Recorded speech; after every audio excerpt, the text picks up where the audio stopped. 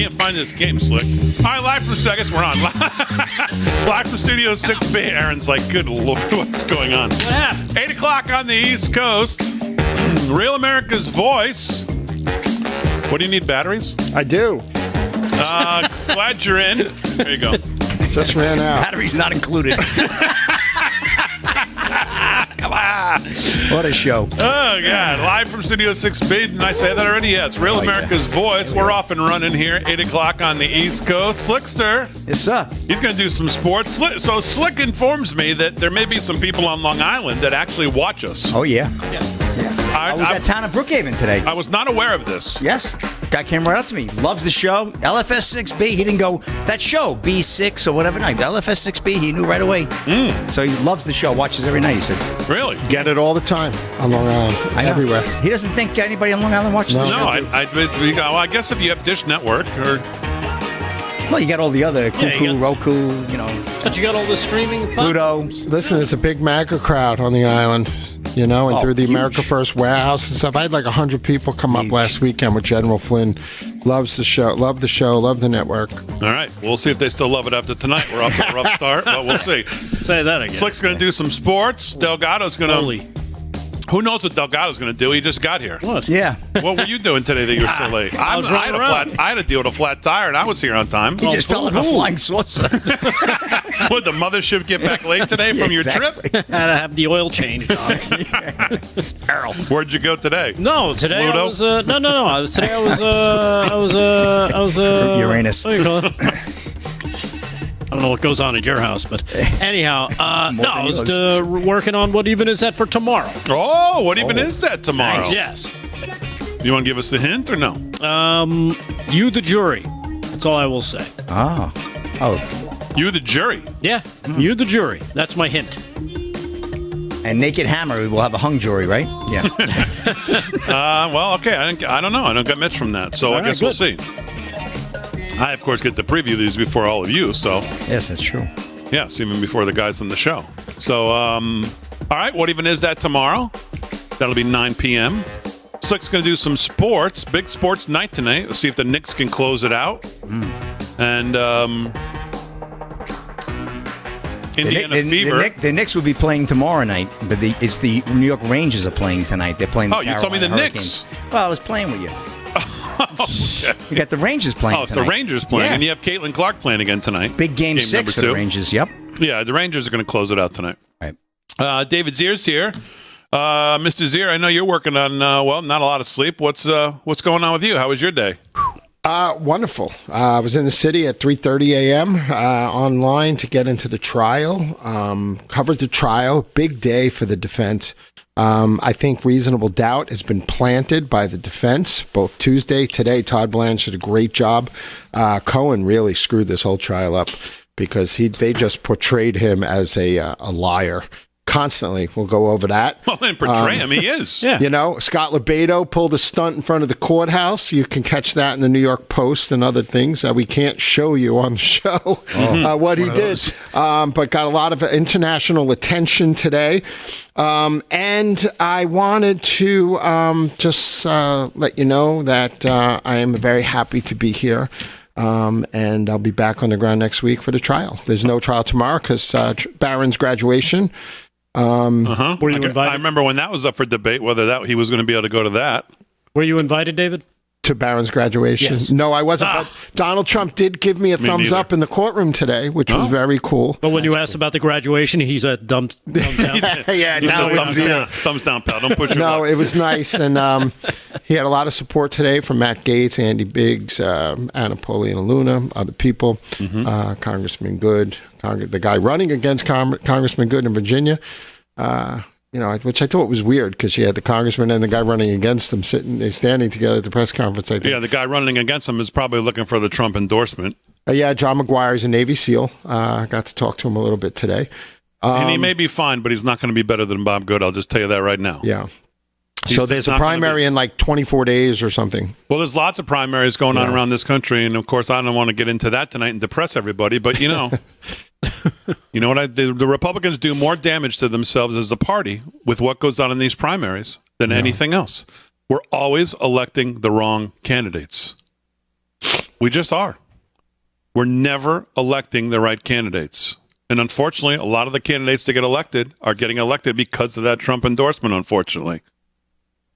But that's where we do the most damage. If this party's ever going to take serious sea change back to a party of conservatism and true individual liberty and freedom, we've got to do it in the primaries.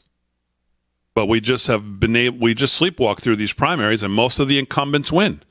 Most of these incumbents who endorsed lockdowns, who endorsed vaccines, who endorsed, not maybe outwardly, but in the end, endorsed the green movement, endorsed carbon capture coming through your town and taking land, and they're all right there. They're all right there. Jim Justice waltzes through. Doug Burgum. We've pointed them all out. And you can go through the primaries, the ones that we just had in the last week or two, and same thing. A lot of the incumbents they just waltz through like they don't, no one cares about the policies. It's just like, who's the favorite guy? Who's the popular guy? Just no policy considerations of where they stood on things. So, but that's a whole nother story for another day. So getting to your point about Michael Cohen, I mean, is it surprising to anybody that I said to Harry in the highways in the studio, I said the defense, once they're done flapping Cohen around, whacking him around like a baby seal, they should maybe just say, well, Your Honor, we're pretty much wrapped. Like, why prolong this thing? I mean, listen, if there's not one juror, should be all of them, but if not at least one, after what they've done to Cohen and what they've heard, is not going to come up with this is not proven beyond reasonable doubt. Doesn't matter how much of a case you present, because they all should be there now, shouldn't they? Yeah, you would think.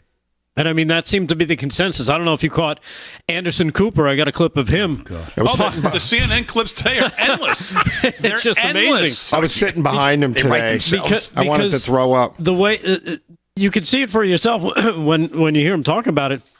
He's almost at a loss because he's trying not to say the obvious when everybody knows that this is basically a crap load of nothing. But he doesn't know how to say it. I think he's more stunned of what he's seen. That's quote unquote a court case. Do you want to see it? Yeah, I do. Right. But just before you play it, there seems stunned about Cohen too, and like what the defense was able to do. How can they be stunned with a serial liar, perjurer, criminal as your star witness? We all knew his own attorney, former attorney, was going to number one testify in Congress and maybe even get called in this case. Costello, we knew what he was going to say. How is this a surprise to anyone? Cohen lied to a judge about his lies that he was convicted for. Right. Even after he was convicted on the perjury and in the sentencing, he lied again to the judge. Yeah, I mean, I saw somebody saying the defense has got a long weekend here to go through everything Cohen said and make sure, and before they let him go and say they're done with him, and double check everything look for perjury again. I think the trial's over in a couple of days. Wow. Yeah, it could be. Good. All right, so let's see these clips, Delgado. Let's go to cut number 4. David This is can't wait.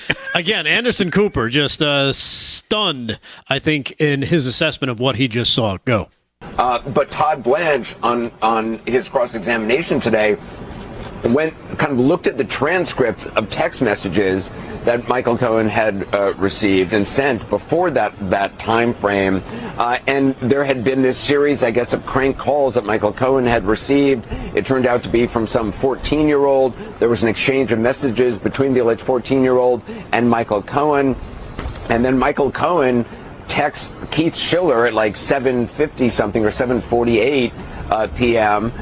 Saying, hey, I've got some dope has been harassing me. I got the person's phone number. Who can I talk to? Keith Schiller texts him back saying, call me. And Michael Cohen calls Keith Schiller. This is the conversation that previously Michael Cohen had said he was calling to speak to Donald Trump to tell him that he was going ahead with the Stormy Daniels arrangement and that Trump approved it, which was crucial to Michael Cohen's whole raison d'etre for being on the stand. He's the only person testifying to direct involvement by Donald Trump in the Stormy Daniels payments. But according to suddenly now Michael Cohen's refreshed memory, he now says, oh, it was a call about this 14-year-old making crank phone calls to me, but also about the moving ahead on Stormy Daniels. Todd Blanche was incredulous, his voice cracking, his voice raising up, moving around the courtroom,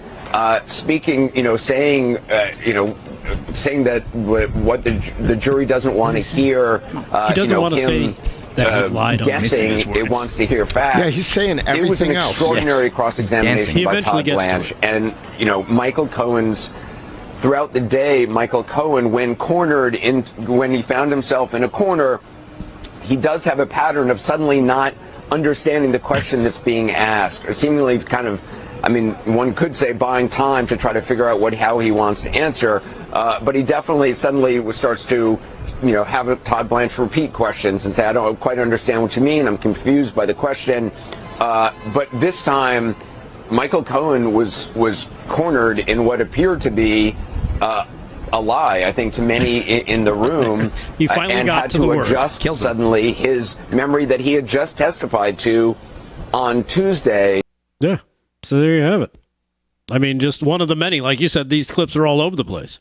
Here is, I don't know his name, but he's like one of the legal analysts, Ellie. Maybe his name is Ellie. I don't know. But, and people say this guy knows his way around the courtroom. He's not some just CNN dunce.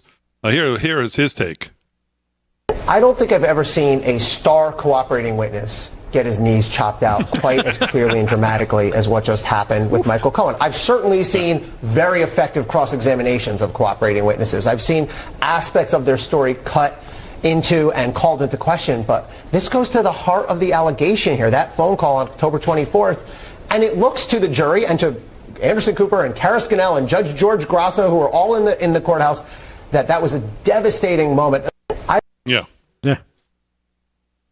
So, again, when you lead with a porn star and a guy who everybody knows, there's not a word that he utters that can be believed. I don't know how anyone is surprised that we are where we are. Maybe in the stupidity of it all that this can't believe. This is what we all thought would happen, and here we are. What the hell's wrong with you guys? How did you think this was going to work out any better with this guy? That's the only surprise, I think, is that we're actually exactly where we thought we would be, and yet the news media and the prosecution seems like surprised. I think Blanche and the defense are doing a great job. All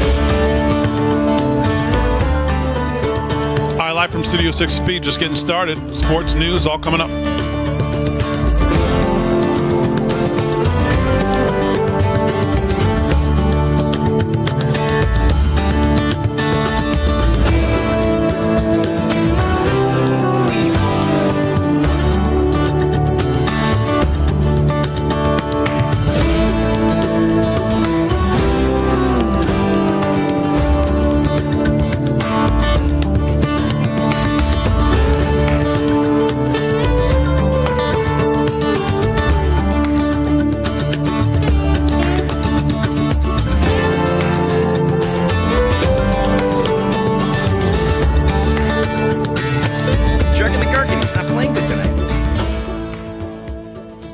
Oh, it's the defense. They almost let that in. They've already got 12 shots. Look at this.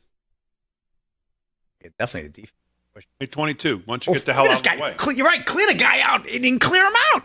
You got to clear him out. Get him out. Come on. Terrible.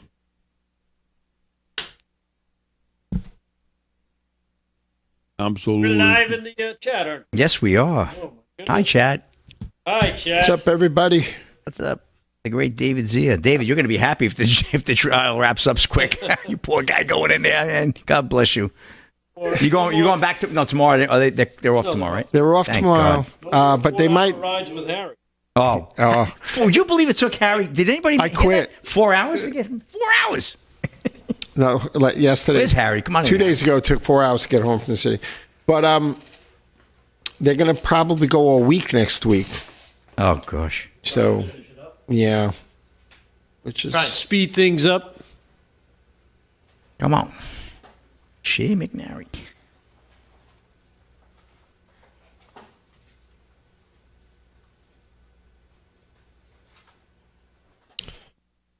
Let me say hello to the X chat. All right. How come I can't get in the X chat? What is going on? Here we go.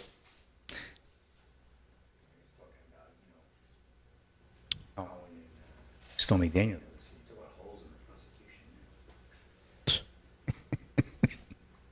Put that in the chat.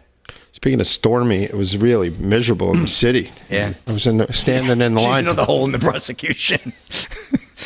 Literally. But 4.5 hours in the rain this Rangers morning. scored. Standing around. Yeah, but today was bad. Last night was bad, the rain. Whew. Yeah, I stood in the rain with Andrew Giuliani for 4 hours this morning. Oh, really? Yeah. We had fun, though. We interviewed a homeless guy. He's pretty funny. Yeah, he's funny. He's very funny. He's Very pretty funny. good. He got a good personality. Good There's this guy, he's like the Big Lebowski. He's like a homeless guy who lived out of his car, and his car was parked across his apartment in Battery Park City for like 6 months. And he ran into him again today, 2 years later, and he's running for Senate, the guy. Are you kidding? Turns out he's got houses and cars in Hawaii, and he's been all over the world, but he's like, I don't know. Maybe. Yeah. So did Lebedo call his thing today the Dicks of Hazard? Is that what I saw? Instead of the Dukes? All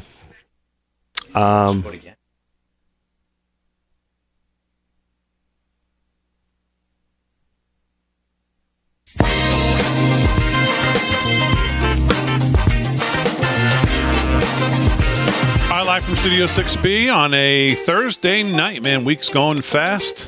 17 past the hour. Glad you're in. Real America's Voice. David Zier's here as well. He was in the city today, of course, with Andrew Giuliani and others. Jeff Clark was in there today. Obviously, Steve Bannon and the rest of the network covers it most of the day. We'll talk a little bit more about that. What's going on? Michael Cohen just whooped like a baby seal today, to no one's surprise if you've been paying attention. And media seems quite surprised. Can't believe what they saw. Never seen somebody cut off at the legs. Heard that from CNN. We just played that. I heard Anderson Cooper said, "You know what you want to do as a defense? You want to put the guy in a box and then slam the door on him." And that's exactly what they did to Michael Cohen today. So it'll be interesting to see what the Trump teams take on once they're done whooping this guy. And the prosecution, I guess, rests. What the plan's going to be? What do they do? Do they just? Well, I don't know. That's why I'm not one of their attorneys. I don't know anything. So I guess we'll see what they do. Yeah, we'll see. Is there any school of thought that they don't bring? They just say we're okay. Yeah. We think we're done. It could be. The prosecution. Would you do that? Would I? I don't know. I wasn't like you. We haven't been in there. We don't know everything that's been going on with the witnesses. But if they feel like they've kind of, if they've been able to turn the prosecution's witnesses into defense witnesses, which is, I guess, the case for some of the earlier witnesses. Yeah, a few of them. I guess you could. Make the case that they could rest. They may get to question Michael Cohen again, the prosecution on Monday. We'll see. Redirect. Yeah. Right. So. Okay. Well, we'll see. All right, let's do some sports. 19 past the hour. Sports is brought to you by Mike Lindell and MyPillow. If you're going to shop at MyPillow, go to mypillow.com/LFS6B. All the best deals for this audience. Use that promo code. It's a great savings. I mean, it's a great savings if you want pillows and towels and slippers and all the great stuff from Lindell. And to, of course, sweeten the deal, if you forward us your receipt that you used that code at checkout, we'll send you the shirt of the month absolutely free. We're all caught up. All the shirts are out, I believe, except for whatever came in today. Those will go out tomorrow. So we're caught up on shirts. And, just forward your receipts to lfs6b@yahoo.com. Make sure you used our code, LFS6B. No one else's code can be honored. It's just for our code, but send them in and we'll send you out whatever size your shirt is. Slick Rick, what's going on? All right, Big D. Well, big playoff action tonight. NHL, let's get right to the ice, and we're going to go to the PNC Arena down in Old Raleigh, Carolina. Here we go. The Rangers right now trail the Hurricanes 2-1. Rangers just scored to, cut it in half because they were down 2-0 there. 12 minutes to go in the second period. Big game. The Rangers are looking to eliminate Carolina and move on to the Eastern Conference Finals and avoid a Game 7 on Saturday, a rubber match. Then we'll see what happens with that. But Oilers and Canucks, that's 10 p.m. Another great series, tied at 2. Game 5 in Vancouver, the Pacific Rim. Want to definitely check that out. NBA, just one game in action tonight. We have Game 6. It's Denver leads that series 3-2. So the Timberwolves hosting the Nuggets. That would be in Minnesota, 8:30 p.m. tip-off. We'll have some updates on that. Minnesota, Big D, favored by 2.5 tonight, but they're going to need to win or they're going to also be out. And then Denver will be moving on to the Western Conference Finals. Boy, that series flipped, right? Nobody could win at home, right? And then boom, next thing you know, Denver really woke up and they're playing good ball. Well, I now. think that's what it is. I think Denver just woke up. I think they sleepwalking for 2 games. No question about it. They were sleepwalking. And let's go to the Lynx. Xander Schauffele shoots 62 to tie major record for second time. This is Paolo Uggetti of ESPN, Louisville, Kentucky. It's the PGA, right? Yes, sir. Xander Schauffele is picking up right where he left off, Big D, for the second time in less than a year. The third-ranked player in the world tied the record for the lowest round at a major championship by shooting an opening round 62, this time in the first round of the PGA Championship. A year after he shot a U.S. Open record 62 in the first round at the L.A. Country Club, Schauffele, 9 under round Thursday, featured 9 birdies and no bogeys and broke the Valhalla County Club course record of 63 set by Jose Maria Olazabal in 2000. I remember that. Remember him? Olazabal, of course. Olazabal, yeah. And which had been tied for the PGA Championship record. I can't nitpick, Schauffele said when asked to compare the 2 rounds. I'll take a 62 in a major any day. Yes, you will. Schauffele's record round separated him from the rest of the field by 3 shots. The great Tony Finau, who I added great, who has top 10 finishes at majors without a win. Yeah. And Sahith Theegala carded 65. Not a bad day's work, Big D. While Rory McIlroy shot a first round 66, your buddy, to settle in for a 6-way tie before he went to visit his divorce attorney. No, 5 under at the site of the last major win in Twecca. Poor guy, he's going through a rough time. I get you. And also at 66 was 2-time major winner Colin Morikawa. So I could wrap the sports there, or I can give you another pretty good story if you'd like. Finau and Morikawa, 2 guys I bet in every golf tournament I ever bet, which is about 3 in my whole life, and they both screw me every time. Yes, absolutely. When I don't bet them, they win. Down the drain. And just one more. This is a great story. We talked about this story last night. Harrison Butker jersey sales skyrocket amid backlash over faith-based speech commencement. Of course. Imagine that. For a punter, no less. Most people aren't running out to buy punter jerseys. You know what it is, Slick? They're not running out to buy punter jerseys. The majority of Americans are on the opposite side of where these losers are at. And it's just, we have to remind them of that. Well, let's hope that turns up in November, that majority. And that's Paul Boy of Breitbart. Sales for Kansas City Chiefs kicker Harrison Butker's jersey have skyrocketed due to the controversy surrounding his remarks at a Catholic college. And we went into the whole story. What we did, we played the video last night. But wow, that's great news. I like hearing that. Big I listened to it again today. It was an awesome. It was nothing. Yeah, it was great. He mentioned his wife in the speech. Everything. His wife Isabel. Yeah, come on. And that's it, Big D. That's a wrap in sports for now. All right, Slick. Very good. Sports is brought to you by Mike Lindell. LFS6B is the code to use if you're going to shop at MyPillow.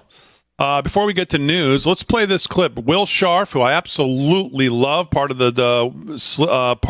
Trump's legal team, was on with Grant Stinchfield talking about just what we were referencing. Where do we go from here? Well, look, I think it's really important to remember that the burden here is on the prosecution. It's their obligation to prove beyond a reasonable doubt the charges in the indictment.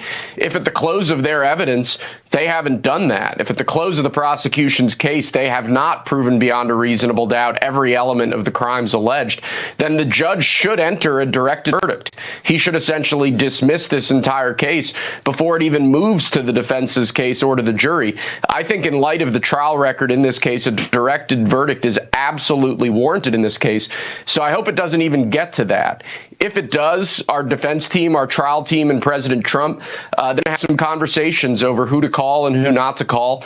We'll see how that plays out in the coming days. But I would just emphasize that the burden is not on President Trump to prove his innocence. He is innocent. But the burden is on the prosecution to prove beyond a reasonable doubt that he's guilty. And they just haven't introduced any plausible, real evidence of that yet. There you go. Absolutely right. Yeah. They haven't even introduced what the secondary crime is to turn this from a misdemeanor where the statute of limitations is run into a felony. And so that Brad could go copy, paste 34 times. Even MSNBC was reporting today that there's reasonable doubt here. There's no way you can get a conviction. Well, of course, the second there's crime. A way. I mean, we're in New York. Yeah, this is New York, and let's face it, the second crime could just be that his name is Donald Trump. Ari Melba went off and he was insistent that there's reasonable doubt. I thought that was interesting. Well, there was reasonable doubt that this was even a case to bring in at the first. Right, but for the left to say it's fallen apart, right? Yeah, which you heard pretty much all day today. Right. After Cohen was, whooped around. So, but there you go. That's just what we're saying. What would happen if this whole disaster ends like this with Cohen? That might be I wonder if they have to request the judge or the judge would have to do that on his own because that's never going to happen. I don't know. All right, live from Studio 6B. More when we get back.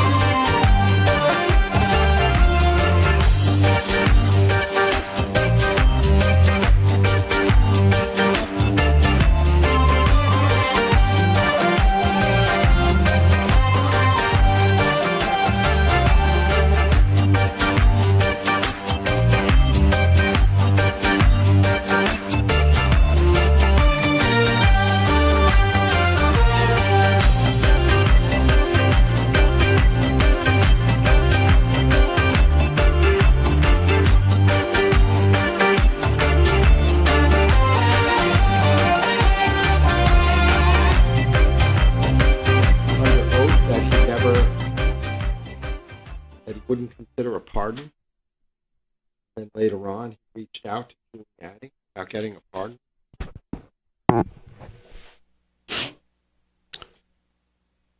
Cohen said to Congress that he wouldn't take a pardon if it was given to him. And then 10 days later, he reached out to Giuliani. He reached out to Costello to reach out to Giuliani about a pardon. That was another case of a lie. I wanted to bring that up. I thought that was key today. That was key. That really resonated in the court. All right. So. Yeah. Is Harry taking calls tonight? Oh. Harry took a call by leaving the building. Oh. He did it, Elvis. Elvis has left the building. All right, so I do have an answer on the directed verdict.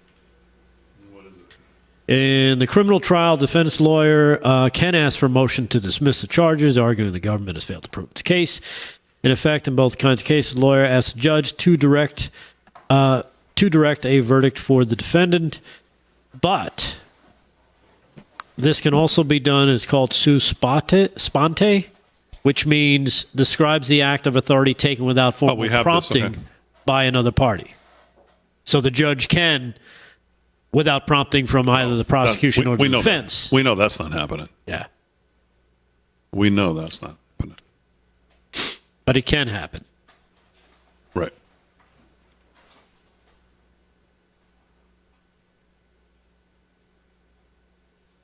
Unless the judge thinks that it's so bad. Right. And he wants to try to save himself from everything he's done and look like a good guy in the end, which I think is probably still an extremely that's a goal. Long shot, but goal number 2. They scored again? Yeah. Initially, they waved this off, but this goes over the line. No, it didn't. Yes, oh, I don't know. Completely go over. I don't think it goes completely over. It go over the top. They, look. No. Watch I don't this. know why they're not reviewing that. Because it didn't go over the line. I don't think it's completely in. No. I think this isn't like football. They can review it.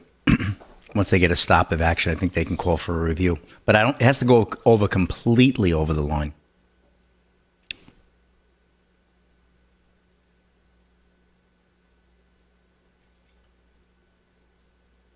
That didn't go over 100% there. But let's see if they review it. Oh, they're still looking at it.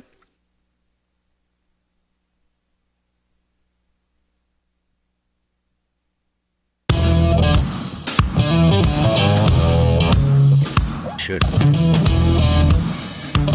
Hi, live from Studio 6B on a Thursday night, 30 minutes past the hour. We'll do some news with Delgado and Zia here in a second. Let's go cut to, Aaron, if that was the one. Here is the Ari Melber clip that was referenced before on MSNBC. Roll that. I think the punches are building cumulatively. I think Tuesday there were bruises and today there's blood, to extend the metaphor.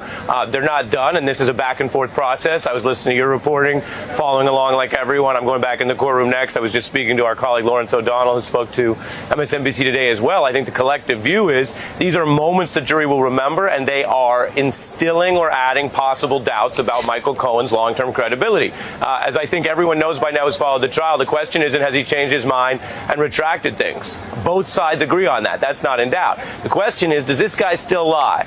And if he does still lie about anything, little, medium, or large, can you trust him? And the standard is not, okay, do we have to be convinced that he lies about everything? The standard for the jury and why Blanche is making some progress is, by the end of this, does the jury have reasonable doubt about Cohen telling the truth on elements of the crime? The other stuff won't ultimately matter when they deliberate. It just accrues. But what we saw in that kind of dramatic back and forth that it's been described today, well, but you did lie, and have you lied, and why do you sound like this, and a podcast where you might sound allegedly unhinged, all of that accrues to whether jurors go back and say, I doubt whether he's telling the truth about an element of the crime. For example, Trump's criminal intent back in 2016. So I think they are landing blows, Andrea.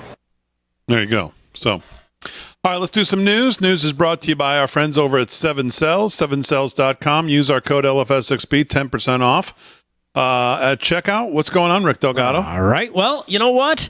I'm going to start talking about myself here, Damon, because there was a theory. It's a Discern report, believe it or not. A theory, believe it or not, that I floated out yesterday. What's the Discern report? The Discern report's a website I found that actually has my theory. I don't know if they came up with it first, or if I came up with it, or maybe it's a tie. So I don't know. That's not Photoshop right there that you created? That's an actual place? That's an actual website, really? DiscernReport.com. Okay. The headline of the article, presidential debates start next month, which means they're setting Biden up. Now, remember, I mentioned that yesterday. That they want to have it now before the convention, so when he screws up so bad, they can use that as an impetus to get out. Gotta go. Gotta go, right? Yep. Don't say right. Look at me. Look at your partner there on Team UFO. I think he's not going to make it. I think David's on board. So basically, no, David's on your team too. It's 3 against 1. I know. So David's in the Waffle House right now. He's not sure. According to this, Joe Biden's handlers trotted him out in front of the camera. Yeah, he's not waffling on it at all. All right. No, he's firmly over. I'll have a double stack then. On team chemtrails with the two of you. Chemtrails. That's funny.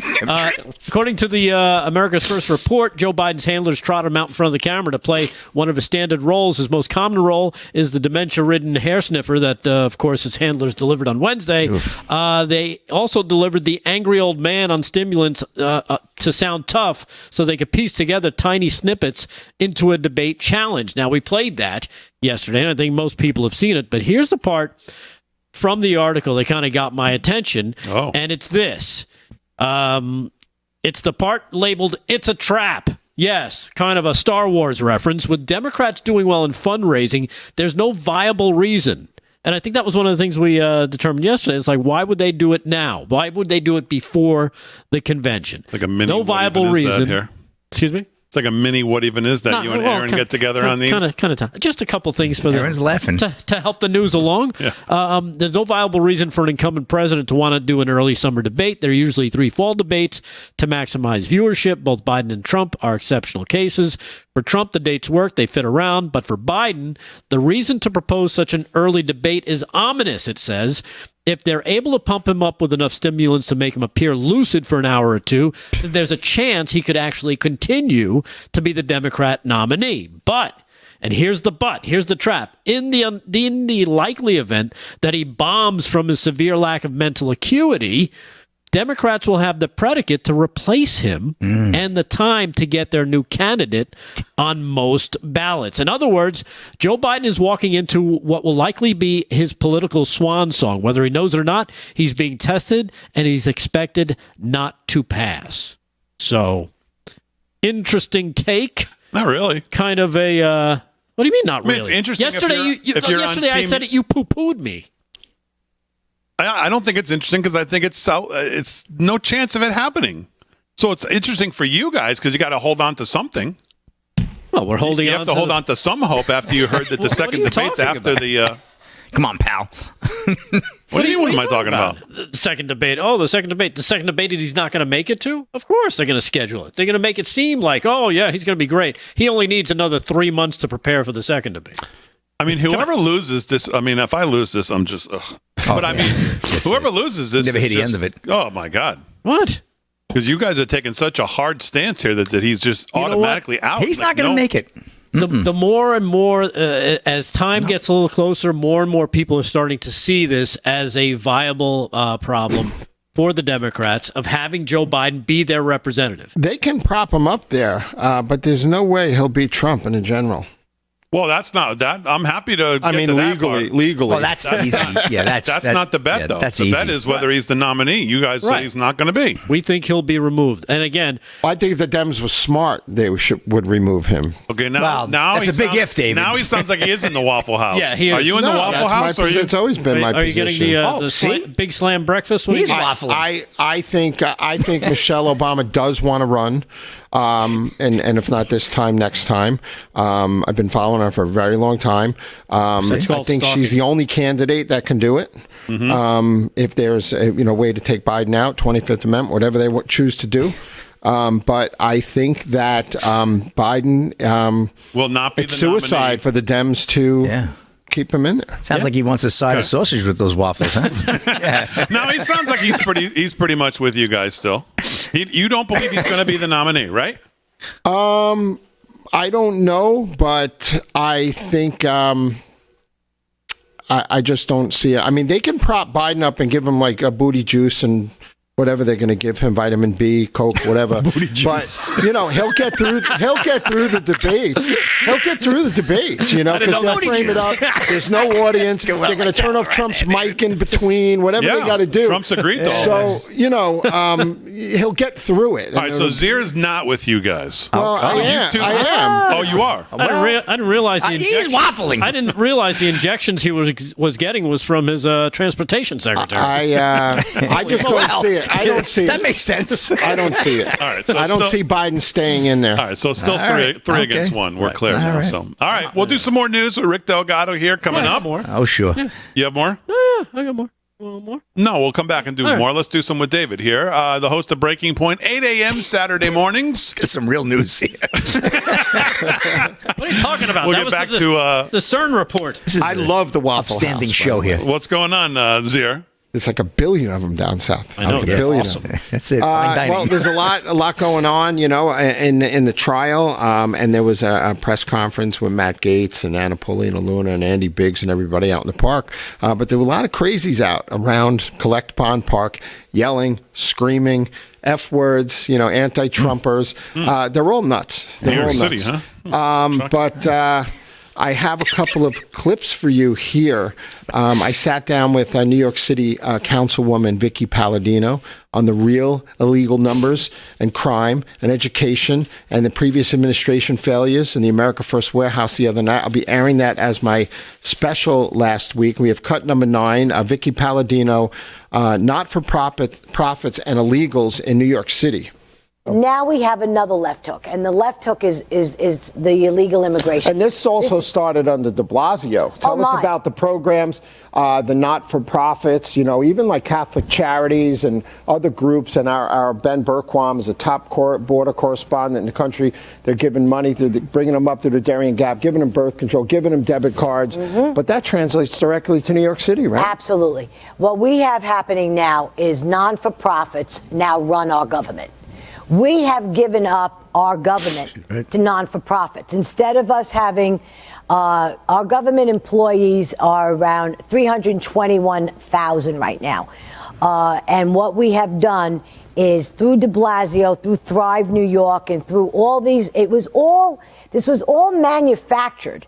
Now, this could be solved. These problems can be solved if we would just, these left-wing lunatics and these non-profits that are making billions and billions of our taxpayer dollars are going into these non-for-profits. It's bankrupting us. But this is the way they choose to run. This came under de Blasio. This all started with de Blasio. Yeah, so she claims the real numbers. I was talking last night, 2007, there were like 500,000 undocumented workers in New York City. She thinks the real number of illegals that have come in just in the last few years is not the 200,000, which is an extraordinary number. It's more like double that. And what does she point to come up with that figure? Is just her guessing, or what? What is she? Well, she didn't break it down specifically, but remember there were already hundreds of thousands of undocumented workers in New York City before the 200,000 came in since June of 2022. They get that from surveys in jobs and positions, from retail to dishwashers.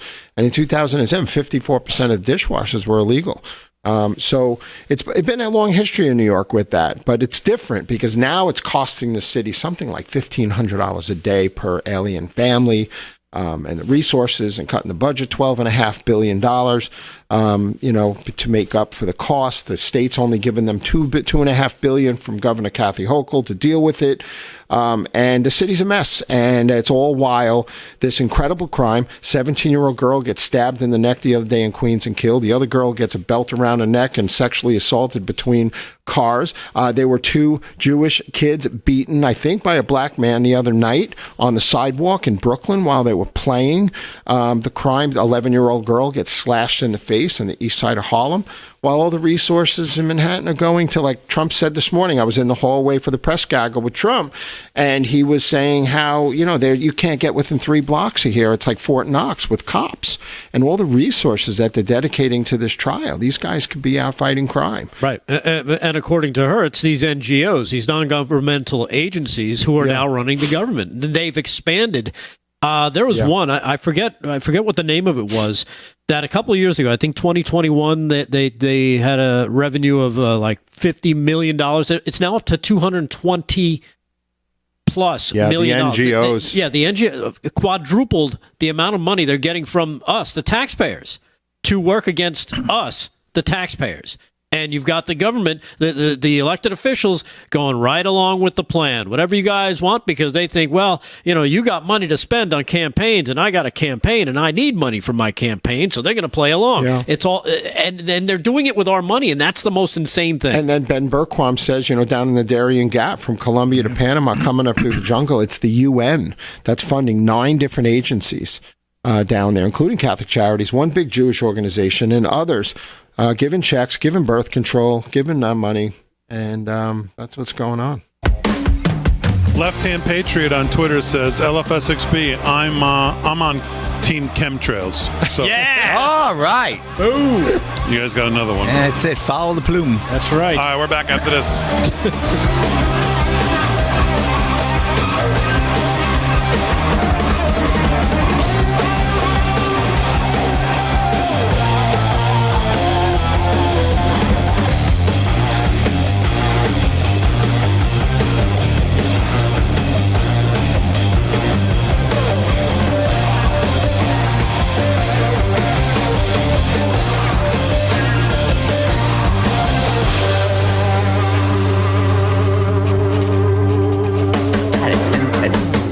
8:40. You know? Did your Getter chat cut out too, Rick? Yeah. Yeah, the stream ended, the new one started, and there's no chat. There's no chat. Okay, it's not just me. Yeah, okay. I tried to make a comment. It says you can't. You have to contact support. Oh, maybe that's it. Also, it looks like there are no comments on the new post yet, so I don't know if there's new moderation tools going in. Yeah, I don't know why they cut it, or maybe something happened.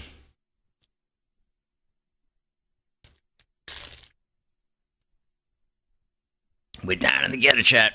The Getter's still up? The new stream is going that started like midway through the segment, but there's no chat in there. So they started a new stream in the third segment of the show? In the middle of the segment, they ended it and started a new one. Like 5 minutes. And the new one has no chat. I know you had 10.5 views in the chat, which we started out with some from Stinchfield, but that's why I got to watch on our stuff. Yeah. Watch on Facebook, Kick, get lost. X. I'm gonna have to Rumble on a different chat too, because I kind of hang in the Getter chat. Those are my folks. I mean that's crazy. It is, and it's up to 1159 views, but like Fran said, there's no chat. What? No chat. No chat, mate. So no chat in the Getter? No chat in the Getter. Forget no chat. What? Who would start a stream at 8:40 after it's run for 40 minutes, and you don't start things at 40 minutes past the hour? Some save. It just makes zero sense. Oh.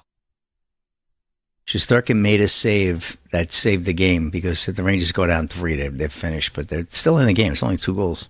Rangers Stream's been active for 9 minutes and 53 seconds. That's beyond my ability to understand. So it's above my pay grade. Whoever makes those decisions at RAV would have to explain it to me.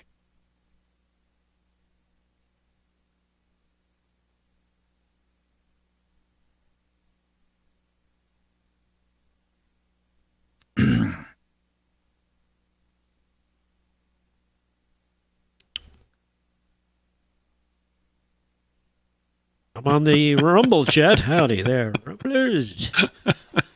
What? I know you're laughing at me. Michael. No, I'm not. Oh, okay. Michael Avenatti. You, Delgado. Michael Avenatti has a new tweet out from jail. Does he? Yep. You going to read it? I sure am.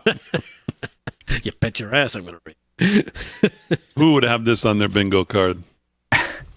That's...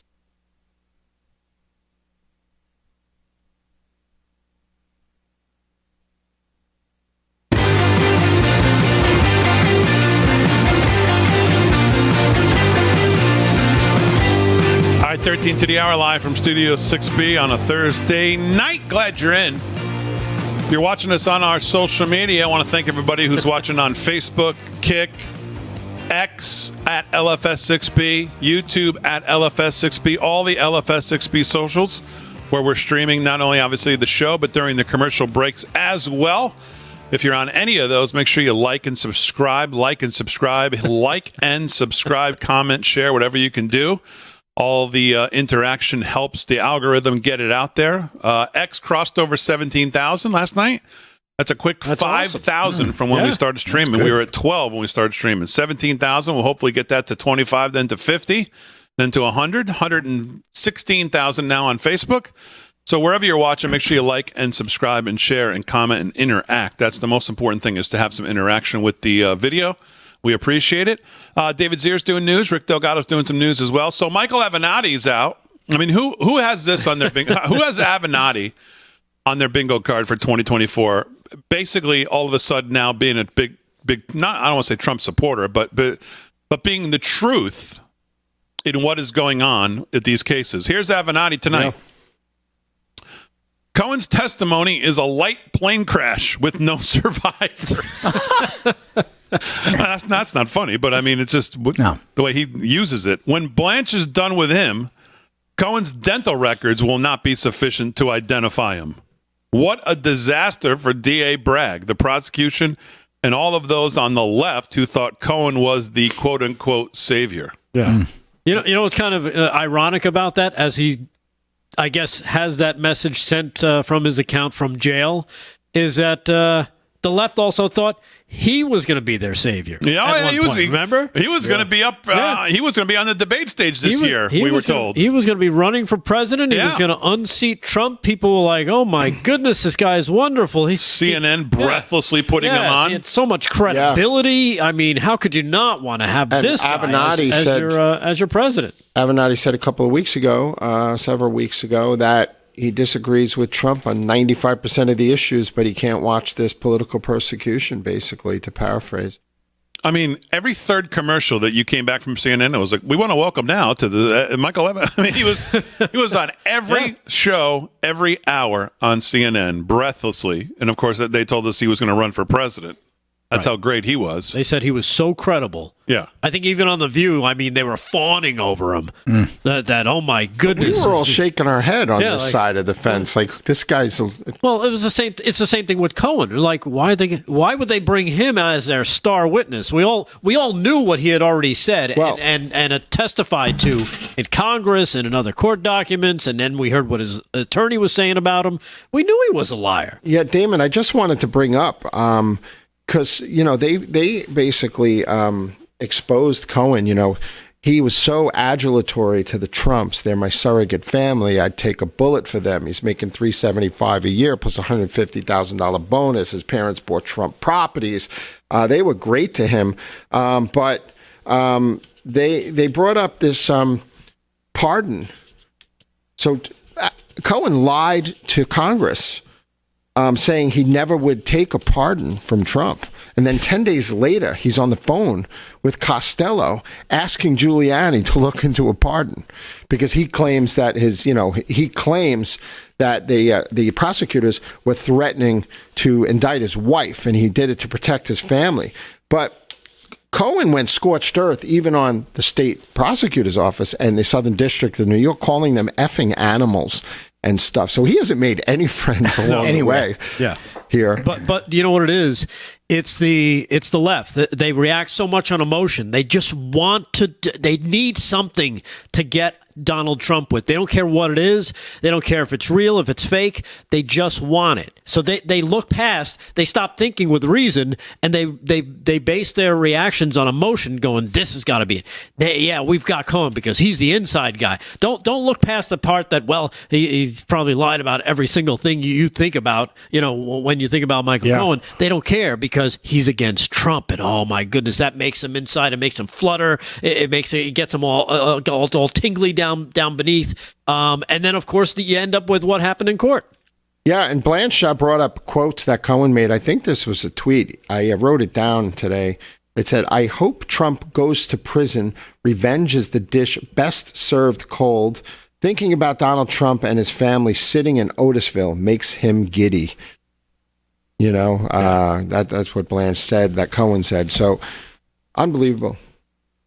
Oh, by the way, let's see. Truth in the Rumble chat. Where are you? Truth something. He says he's with Team Chemtrail. So I say, welcome to the party. I think Team Chemtrail is a good thing there, Damon.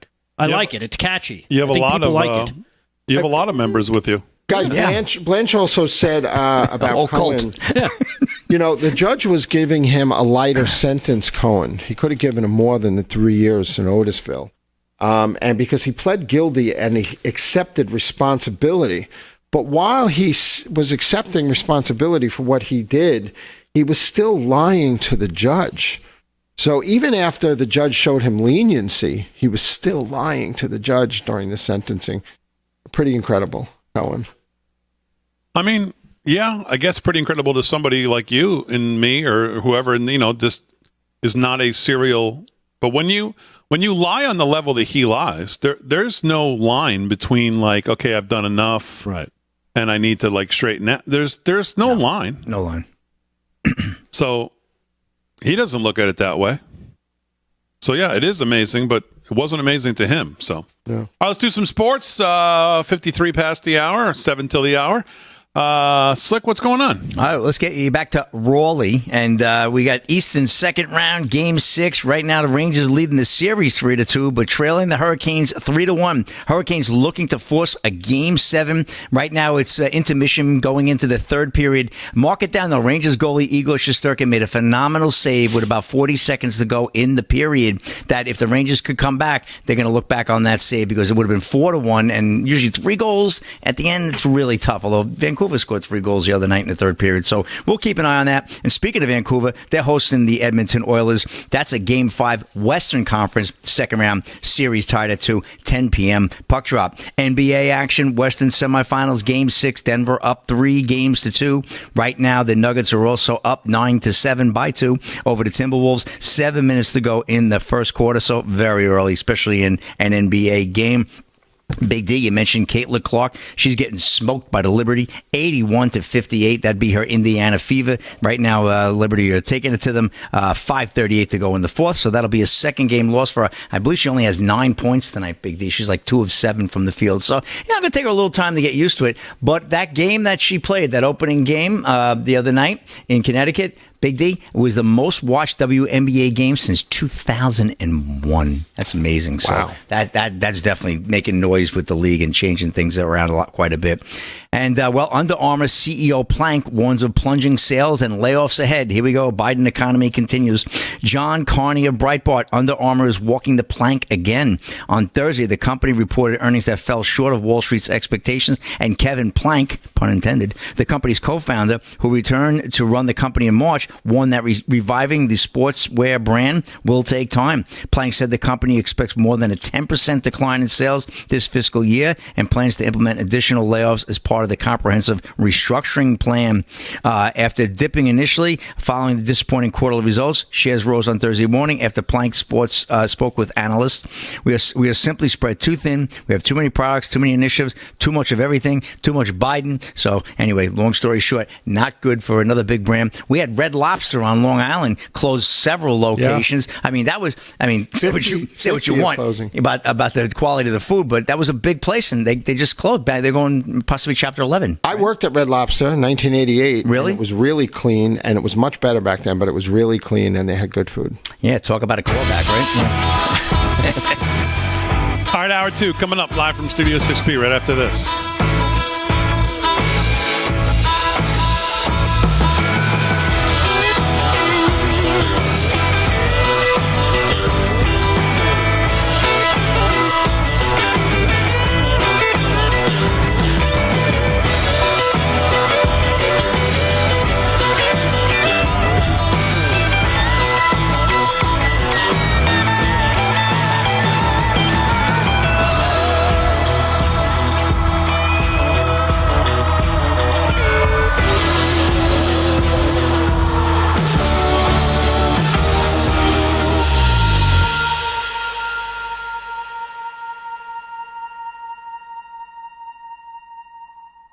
Welcome to Team Chemtrail.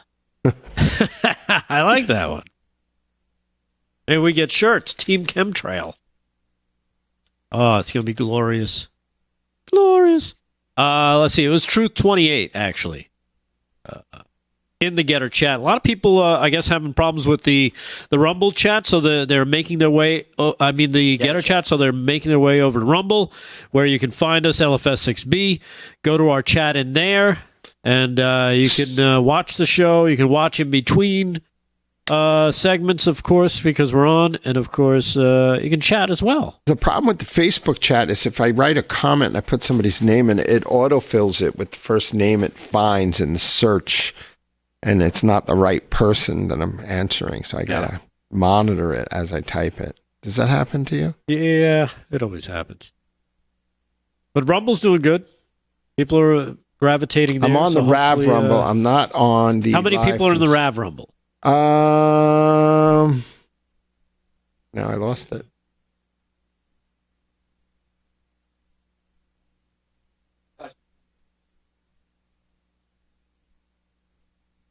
How many people in the Rav chat there? In the Rav one, we have 3860. Oh, wow. That's a lot. Or hits, yeah. All right. views. We've got 358 right now in the live chat, but Hey, we Big welcome D, you to come make me an on espresso. over. Come on over. Make me an espresso, Big D. While you- All right. Yeah, that's it. Could be the beginning of the end. I don't think so. This guy, Rumbling Bohemian's funny. He says, no more cheesy biscuits for you. Bye-bye, Red Lobster. Oh, Red Lobster. When the some best thing cheesy at the bread. restaurant isn't what's in their name, then you know they were going down. Oh, God. I used to serve... Dead lobster. I used to prepare 1,200 dinners a night at Red Ew. Lobster. We were rocking. Yeah. They've been in trouble since Oh, Rock 2014. Lobster, right? 30 years You were ago. the Rock Lobster. You were rocking. Yeah. The investment company they were sold to just screwed them over. Yeah, they used to own... General really? Mills used to own them. They were well run. But that was a few decades ago, I think. Darden Restaurant Group sold them in 2014 to some investment group in California. And they sold out all the real estate of the restaurants to a third party for cash and then made them lease the restaurants back to the owners. Yeah. And that Sale started the leaseback. downfall of everything. Wow. Yeah. What, they So closed 50 recently? they bought it for the real estate. You know, they're gonna convert him into They Lord bought John it to make a quick Silver's. $2 billion. John yeah. Silver's making a comeback. I haven't had good food there in a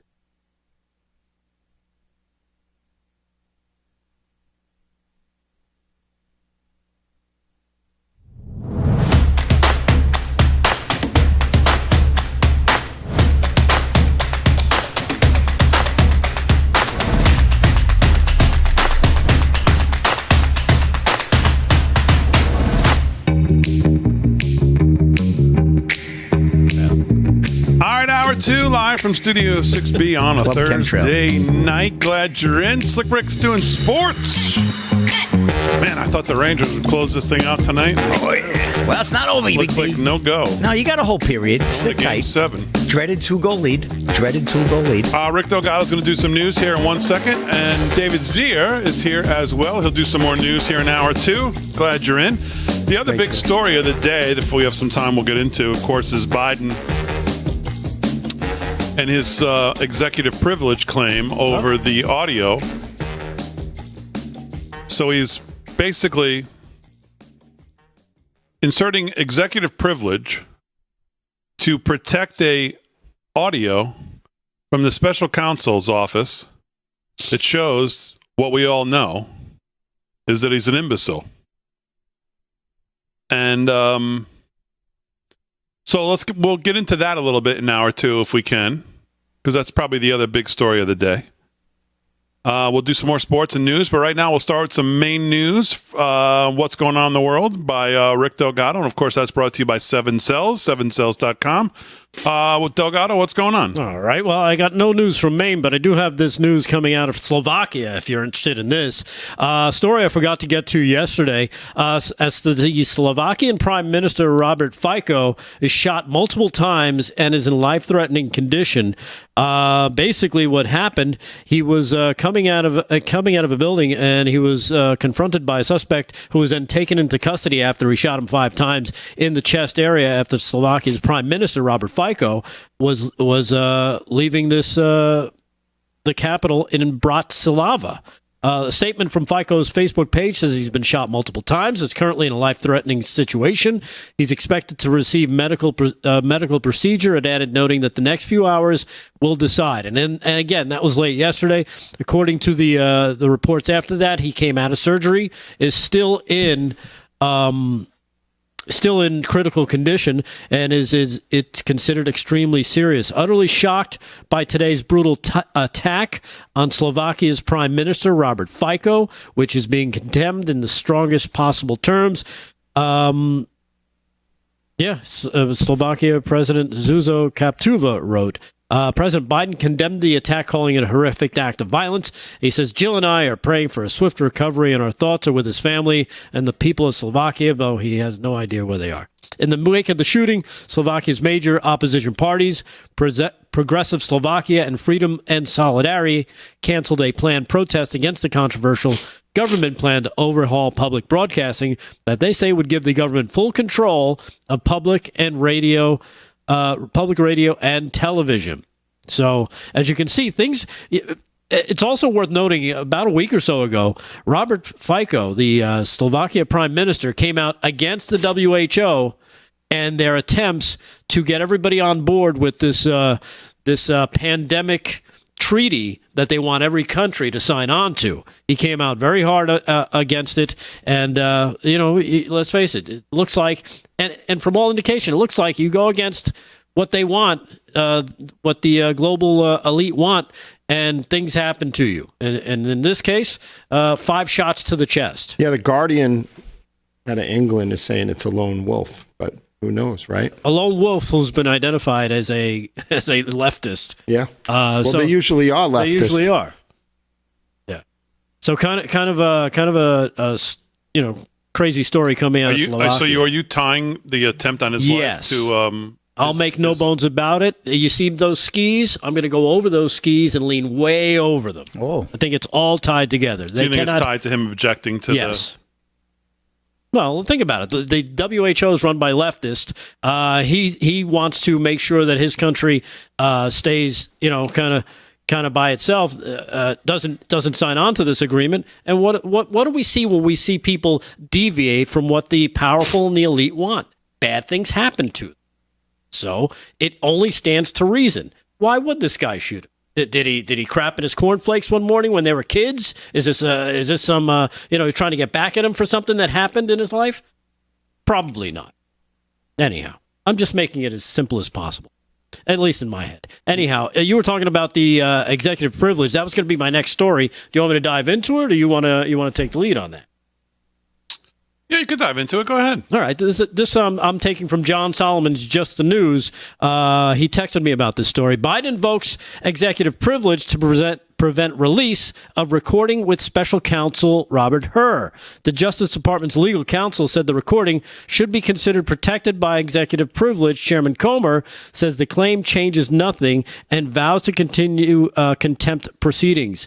That happened earlier today as the president claimed the recording of his interview with special counsel Robert Hur about his retention of classified documents should not be released due to executive privilege. Just hours before, House Republicans were set to move forward, holding Attorney General Merrick Garland in contempt of Congress for not releasing the recordings. Justice Department Legal Counsel Office said the recording should be considered protected by executive privilege, and Garland should not be punished for not releasing it. I write to inform you that the president has asserted executive privilege, according to Associate Attorney General Carlos Uratre, over the requested audio recordings. It is making a protective assertion of privilege over any remaining materials responsive to the subpoenas that have not already been produced, he wrote in a letter on Thursday. So there you have it. And Merrick Garland came out of hiding today. No one's really heard or seen from him for a while. And to make a statement about this.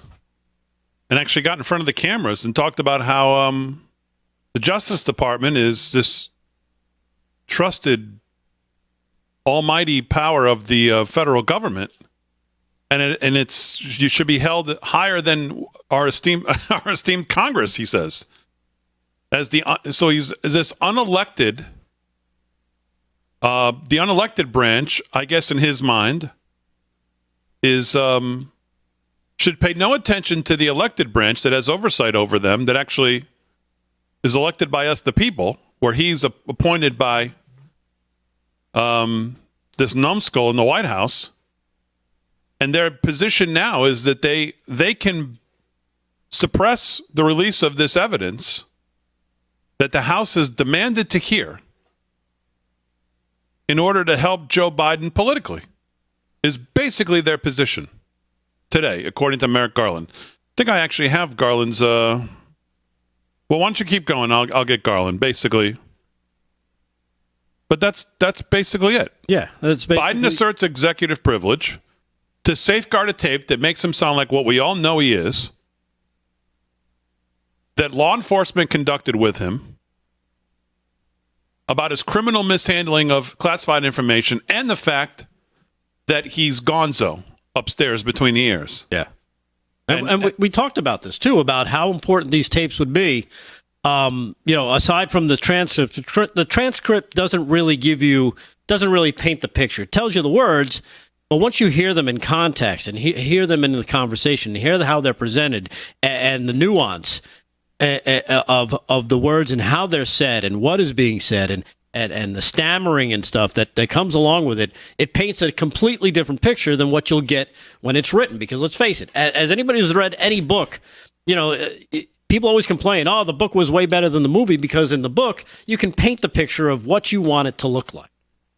With this is it. This is who the president is. This is who Biden is. When you hear him, and he would probably most likely sound like he sounds every day, when he's stammering and stuttering and Probably doesn't know what worse. he's talking. Right. Oh, yeah. And add to that he's being questioned under oath, and he's trying to figure out a great way to lie around it. And what admissions did he make that he didn't even realize he probably made? Right. Like the whole, the take on Beau Biden. Like, how dare he bring him up? You brought him up. He didn't ask the question. You offered him up. As he always does, he offers up the carcass of his dead son. Here's my excuse. Look at it. Now you have to back off because I'm using a dead person as an excuse. You got to feel sorry for me. Here's Garland's statement. It's a fundamental institution of our democracy. Oh, fundamental they are. Depend on us to ensure that our investigations and our prosecutions are conducted according to the facts and the law and without political influence. Well, everybody's laughing already at this point in this statement because, number one, you're not a fundamentally trusted institution by anybody. And you don't do any of what you just said. You're riding shotgun with Joe Biden. You're basically his wingman in this spot. I got you, Joe. Don't worry. We have gone to extraordinary lengths to ensure that the committees get responses to their legitimate requests. So the request for the audio, I guess, is not legitimate. And if you haven't given them the one main piece of evidence that they've requested, you've gone to no lengths. You've gone to no lengths because the key foundational thing that they want to hear is this tape, and you will not turn it over. Right, and I love the way he uses the word legitimate. He kind of slides it in there, saying, you know what? Emphasis. Normally, actually emphasizes it. Yeah, normally they don't really ask for the stuff that's legitimate. So I got to make sure that we only give them the legitimate stuff because the other stuff, let's face it, that they're off on some wild goose chase. They don't really deserve that stuff. But this is not one. To the contrary, this is one that would harm our ability in the future to successfully pursue sensitive investigations. How? No, how? I know. How? That makes no sense. Even to someone who knows nothing. How would it harm? For Congress to hear the President of the United States interviewed by the special counsel, whose report said that he's a feeble old man with no memory? That the White House tried to get them to change before the report came out? How would it do that? Yeah. And you know what's so funny about that statement, too, is that it would actually work in the opposite. Because if people knew that, hey, this is going to be released, they're going to have to make sure that they don't lie. Because, again, transcript is one thing, but when you hear somebody, it imprints it on your mind. Now, there have been a series of unprecedented and, frankly, unfounded attacks on the Justice Department. This request, this effort to use contempt as a method of obtaining our sensitive law enforcement files is just the most recent. The effort to threaten to defund our investigations and the way in which there are contributions to an atmosphere that puts our agents and our prosecutors at risk, these are wrong. Look, the only thing I can do is continue to do the right thing. I will protect this building and its people. No, I just want you to just pay attention to the media here. Listen to this question. You kind of answered this just now, but I was wondering, what this combined with the efforts to defund Jack Smith and the other attacks on Biden administration officials say about, the broader effort to discredit you and to discredit the Justice Department, and also, how do you manage that? How are you resisting that? And what can you do about that as Attorney General? We have to go about our... How are you dealing with this? Yeah. How are you doing what these terrible Republicans are doing? Sir, how do you sleep at night? So many Can efforts. I bring you dinner? So many efforts. Can I rub those bunions on your toes? Ew. Give me a break with that. Did you say butter? Bunions. Onions. Like Funyuns.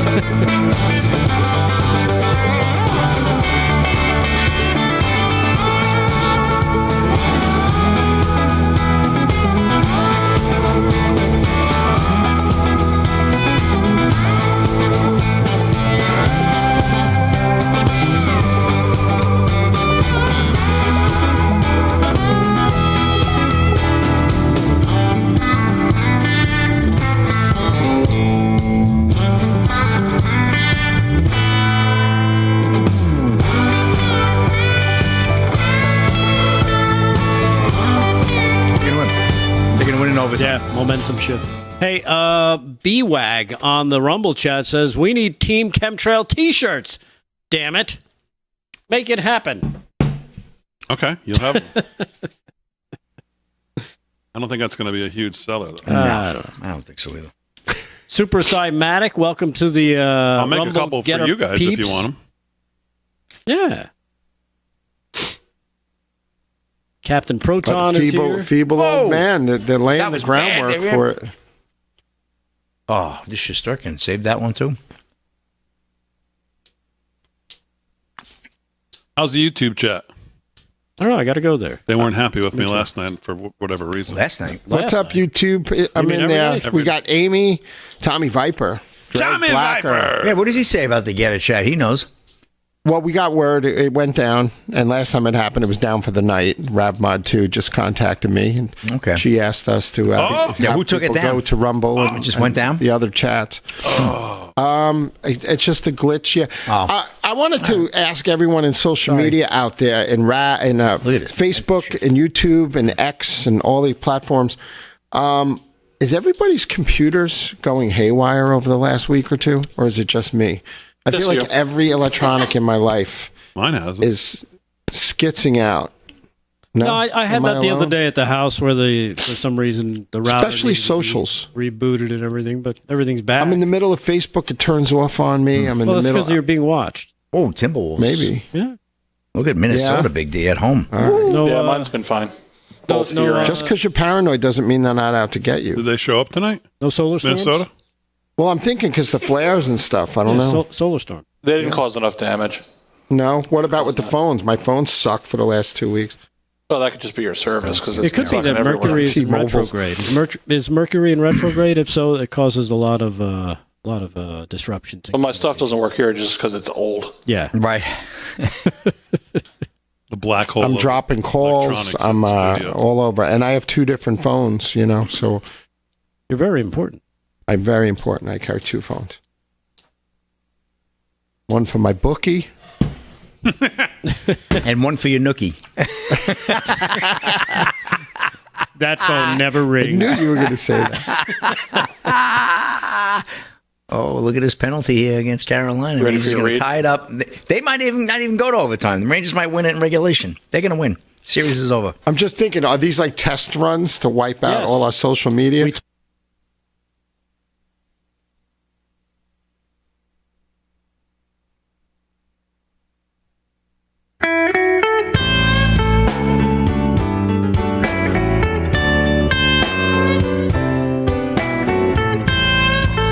Well, can your savings weather an economic storm?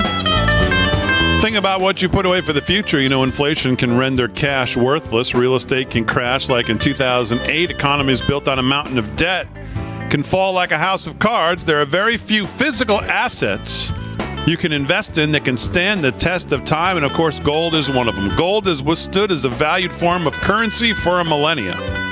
That's why people are flocking to it now, why Birch Gold is busier than ever. Through a little-known tax loophole, Birch Gold lets you convert a retirement account into a tax-sheltered IRA and physical gold, and the best part is it won't cost you a penny out of pocket to do it. To learn more, just text the word America, send it to 989898, and claim your free information kit on gold.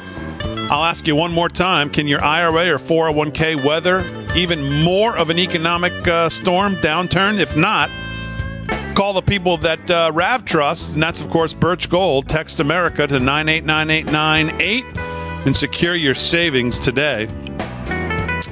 Well, everybody knows the next medical crisis is just around the corner, and whether it comes in the form of a pandemic or something much more mundane like a tick bite, you and your family need to be prepared. That's where the Wellness Company comes in. We had the great doctor on last night.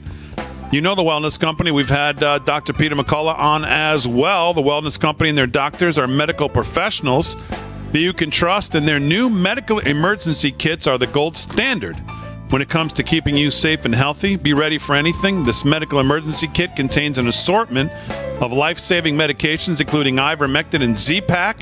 The medical emergency kit provides a guidebook to aid in the safe use of all of these life-saving medications.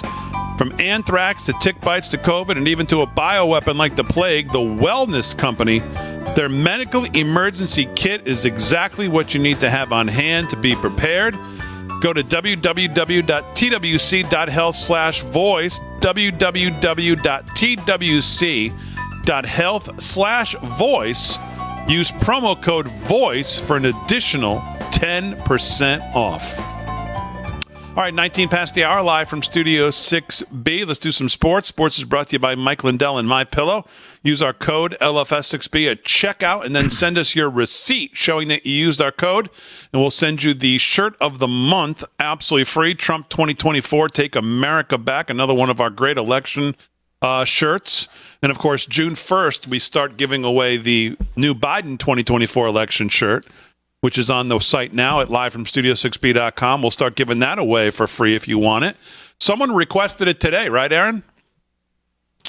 And when you called me and said, well, we're not supposed to start till June, but what do we do? And listen, if someone's willing to get the Biden shirt out there, I was willing to do it early. So we actually let one go today, right? Yeah, we did. Yes, we did. Come on. All right, I'll let one go too. So the Biden 2024 shirt's on its way to somebody who's going to be the first one to wear it, even before I get mine. I haven't even gotten mine yet. I'll be wearing it on the show as soon as I get it. Pretty good looking, right, Slick? Yeah, Chemtrail over here said he let one go earlier today, too. Okay. It's a nice looking shirt, though, yes. All right, let's do sports. Slickster, what's going on? All right, NBA, good game so far. Timberwolves right now leading the Nuggets 35-24. Anthony Edwards for the Timberwolves leading all scorers with 14, 8 to go in the first half. So good game there. Denver leads that series 3-2. Minnesota trying to hold on and force a game 6 back in Denver. Right now, another great game. 9 minutes to go in the third period. Igor Shesterkin is holding the Rangers in. He made some incredible saves in the last minute or two. Right now, the Rangers have cut the lead to 1. It's 3-2 Hurricanes holding on for dear life in Raleigh. I think the Rangers are going to tie this one. I really do. And they lead the series 3-2. The Ranger win tonight. They will close out Carolina. If not, big Game 7 Saturday night at 8 o'clock. Oilers visiting the Canucks tonight. That's a 10 p.m. puck drop out in Vancouver. And that'd be the West second round Game 5 series tied at 2. So these series are really great and really getting tight action going on. And Netflix announces 3-year deal to live stream NFL games on Christmas Day. Warner Todd Houston of Breitbart. Netflix announced on Wednesday that it has signed a deal with the NFL to live stream 2 games on Christmas Day this year. The 3-year deal also includes at least 1 game on Christmas Day in 2025 and 2026, according to the New York Post. The deal marks the first time that the nation's largest streaming service has secured rights to the NFL. Netflix content chief Bala Bahara celebrated the deal and said in a statement that there are no live annual events, sports or otherwise, that compare with the audiences NFL football attracts. Bloomberg noted that Netflix will pay the NFL an incredible $150 million to stream each game. How are they going to make money there? In January, Netflix inked a $5 billion deal to pick up WWE's Raw, which will begin its streaming in January of next year. I'll tell you, Netflix is like the go-to now, huh? I mean, it's like everybody's watching Netflix now. Big into sports, too. Well, that's the thing. They know that sports is one of the only things keeping traditional cable and keeping them alive is sports. And yeah, no question about it. So they can go get that. They can get, the rest of the people who haven't cut the cord yet. Absolutely. What were you going to say, David? You got to watch this documentary about Kevin Spacey. It might be on Netflix. Oh, yeah. Probably is. Most of them are. Unbelievable. Yeah. On what a predator he was with men on the set for 25 years. But he was acquitted, right? He was acquitted of that one case. But you got to watch this. It's very, very bad. It's very, very bad. And that's a wrap in Sports Big D. I'm going to talk about Whoopi Goldberg defending Harrison Butker's right to speak. These are his beliefs. I mean, listen. Yep. I mean, I'll just say it. She was right on the money. Yeah, I'll get into that, and I'll get into a little bit later in the next segment. That's a wrap, Big D. All right, 23 past the hour. Let's do some more news with Rick Delgado. What else is going on, Delgado? All right. Well, a strange thing happened on Fox News today as the talking head, the only head probably bigger on TV than yours, Damon. I'm talking about Neil Cavuto. Actually asked a real question and didn't let the guy get away with a crap answer. I'm talking about Biden spokesperson Jared Bernstein being confronted over Biden's 9% inflation claim. What? Just hold on one second. Delgado, pick up your check. Let's go back and start this news segment one more time. Let's do some more news here with Rick Delgado. Delgado, what's going on? All right. Well, talking heads. We're talking about talking heads. Large ones, the ones on Fox News, even bigger than here. Talking about Neil Cavuto, Damon. Here he is. You laughed at that version of it too, Slick. Yeah, but he edited that last version. He said bigger than the heads here. He didn't say yours specifically. Okay. Well, let's play as much as we can now. Look at this. Let's go. What a call, Slick. I called it. What a call. I called it. Calling out the BS of the Biden 9% inflation claim lie.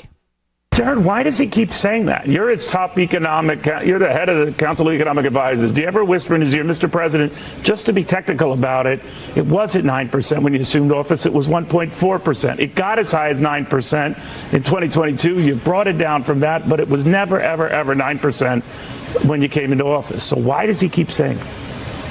Well, first of all, let me point out that in that very quote you played, the president talked about how concerned he was for households struggling with prices that he consistently That's not what I asked you. That's not what I asked you. So why does he keep misrepresenting this? He's making the point that the factors that caused inflation to climb to 9% were in place when he took office. No, I think that's it was not what he said. He said it was at 9%. It would eventually get to 9% a little over a year after that. But the fact of the matter is it wasn't 9%. So if I can't trust him quoting data in real time, why should I believe what he's talking about now? So the annual growth in core inflation in the second quarter of 21 was, in fact, about 9%. And his point about inflation down 60% off its peak is very much the case. So no, it wasn't. It was not. It was not at that. So you're almost as bad as he is. Why can't you just say it was high? It got as high as 9%. You'd be accurate in saying that. And we have now brought it down, and we're struggling in around the 3% area. But it's better than it was. But instead, to hang it on his predecessor. Hang it on his predecessor that you inherited something that was through the roof when we were in the middle of COVID. It just seems to the American people, whether you're Republican or Democrat, you're lying. Neil. You're just lying. Right there. I hear you. I hear you right there because what's going on. No? Yeah, he's totally busted. And believe it or not, again, he's doing journalism. He's calling them out on it, and he's calling it what it is, a lie. Neil's been watching Maria on Sunday. Yes, exactly. Gotta up my game. I'm just thinking. Gotta up my game. Come on.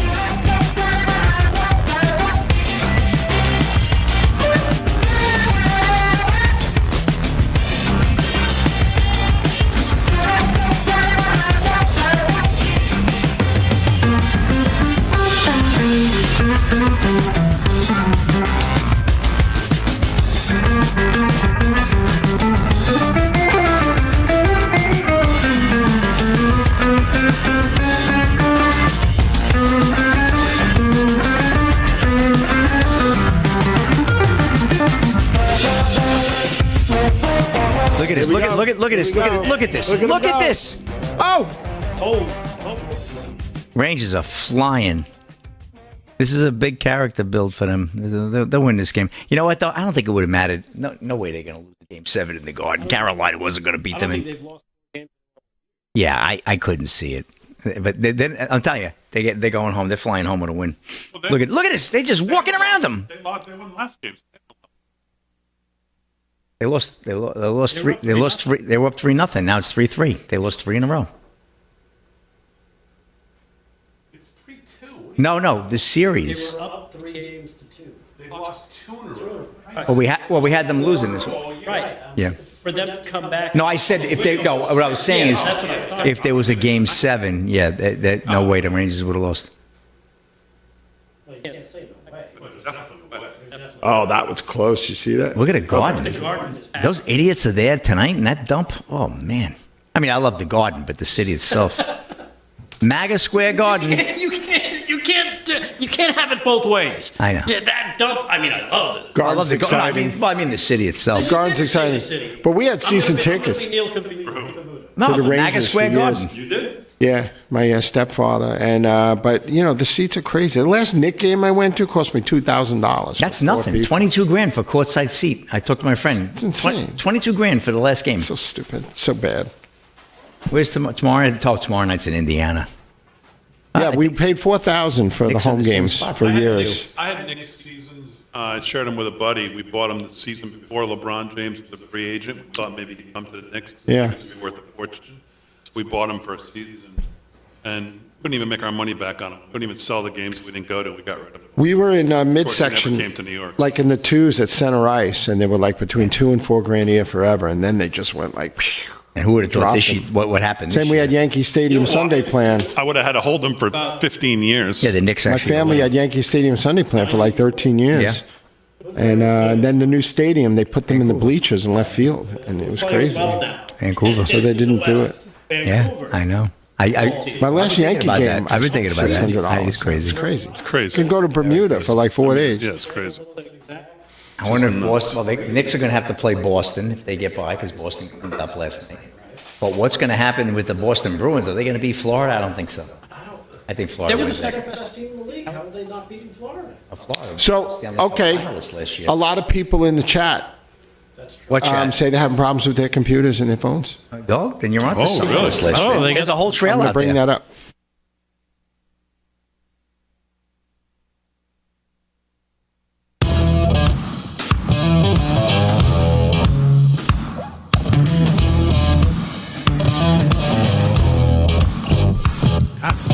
All right, 30 minutes past the hour, live from Studio 6B on a Thursday night. Whoa, what a call from Slick Rick. Rangers tied up, now 3-3. 5 minutes to go in this game. Rangers trying to close it out against Carolina. They will. We'll see what happens here in the last 5 minutes. Slick's made another call, says this game's not going to go to overtime. No, Rangers they'll do it in will win regulation. it in regulation. Yep. So we'll see if he's as good on that as he was on the fact that they were going to actually tie it up, which they did about 2 minutes later. So Wow. all right, we just did sports. Let's do some news with Rick Delgado and David Zier. We'll start with Rick Delgado. News is brought to you by 7 Cells, 7cells.com. Great stuff for your health, for your skin, for your weight, whatever you want to do. They got great stuff there. Check them out. Use our code LFS6B at checkout, 10% off. What's going on, Delgado? All right. Well, you know what? A lot of talk about COVID, the election, infection they're talking, maybe monkeypox. I got a story about monkeypox possibly making a comeback. But some news breaking on the Hill, as Rand Paul was right and Dr. Fauci is in trouble. I don't know if you caught this, but this is Dr. Tabek. On the Hill today, admitting that the U.S. funded gain-of-function research, cut number 5, here he is basically hanging Dr. Fauci out to dry. Check this out. Dr. Tabek, did NIH fund gain-of-function research at the Wuhan Institute of Virology through EcoHealth? It depends on your definition of gain-of-function research. Really? If you're speaking about the generic term, yes, we did, but this is research. The generic term is research that goes on in many, many labs around the country. It is not regulated, and the reason it's not regulated is it poses no threat or harm to anybody. Yeah. So now, according to him, gain of function, it depends on the definition of is, to steal a line from Bill Clinton. Now it depends on the gain of research you're talking about, because it's thinking of Clinton. There's gain of research, and then there's gain of research. There's gain of function, and then there's gain of function, which is bad gain of function. This is good gain of function. It depends on which gain of function you're talking about. If we want to kill everybody, that's the bad gain of function. If we just want to play and have fun and experiment, make it like it's an easy bake oven of viruses, well, then it's the regular cool gain of function that doesn't really kill people. Either way, Dr. Fauci might be finding himself in a bit of trouble as more and more of this starts to come out about COVID, about what happened, about the research that they've been doing. Peter Daszak, his buddy over there, and all the money that was sent over from the NIH to do gain of function research. So we'll see what happens with that as more of that starts to unfold. I mentioned the monkeypox. Well, that is a good reason for that, because the spread of the deadlier, they're calling it Mpox because I guess monkeypox kind of sounded cool and kind of fun, maybe like candy. Hey, you want some monkeypox? Like cereal. Like, hey, what do you have for breakfast this morning? I'll have the monkeypox. All right, cool. The Mpox strain in Africa has the CDC concerned. Of course they're concerned. It's an African nation with some kind of crazy virus that they've been working on. The Central African nation of the Democratic Republic of Congo, and I don't know if you've been paying attention, anytime you hear Democratic Republic and then the country, usually means they're communist, is battling a record number of cases of Mpox, also known as monkeypox, fueled by a strain with a higher, deadlier death rate than the variant that spread in Europe and America back in 2022. Getting the DRC outbreak under control, they said, and containing it within that country is imperative. Experts at the U.S. Centers of Disease Control and Prevention said in a report issued earlier today, the spread of the lethal clade of strain of Mpox raises concerns that the virus could spread to other countries and underscores the importance of coordinated, that's the key word, coordinated, urgent global action. Wow, what have they been talking about? What the Slovakian guy get shot for? Oh, that's right. Coordination and urgent global action to support the DRC's efforts to control the virus. Slick, fan him down, would you please? The strain of Mpox, formerly known as monkeypox, that spread from Africa to Europe to North America 2 years ago, was clad 2. This one is a different clad, Damon. While painful and sometimes severe, the illness resulted in a death rate ranging from 0.1% to 3.6% of cases, according to various studies. So there you have it. I think they're trying to ramp this up as, this Mpox strain, man. Woo, monkeypox was being spread in gay discos in New York and in Germany, I think, in Europe a couple of years ago. That was the only way it was getting transmitted. Yeah, it was basically being transmitted that way. Yeah. One last quick story here, Damon, for you. Nearly 80 officials overseeing elections in 7 swing states now doubt the results of 2020. Believe it or not, in Nevada, the battleground county of Washoe County, a critical battleground state, and may hold the keys to the congressional contest and potentially the presidency. But in this cycle, one of the most consequential races in the state is that of county commissioner. The commissioner would wield the swing vote on a panel that, among other responsibilities, oversees elections in Washoe. Members appoint the county's top election officials, set the budget for elections, and ultimately certify statewide election results. It's important to realize that we are in a national election, that national elections and the way they're run at the local level, said Democratic Secretary of State Francisco Aguilar in an interview, and at the local level, they can completely shut down the election at the state, for the state, and for the nation. At the time when the electoral process has come under withering attack, control of elections has emerged as a target for allies in places like Washoe County, despite a persistent lack of evidence. They say it contained widespread voter fraud. So we'll see what happens. Washoe? Washoe is by Reno. Washoe and Clark County, the only 2 Democrat counties in the whole state of Nevada. Yeah, and kind of controls everything that happens there. Yeah. That's why it's so important. Yeah, that's what puts them over the top in the statewide elections, those 2 counties. So there you have it. Some interesting stuff, some interesting news there, Damon. All right, very good. I was just chatting with people in the YouTube chat. So yes. Let's do some news now with David Zier, the host of Breaking Point, 8 a.m. right here Saturday mornings.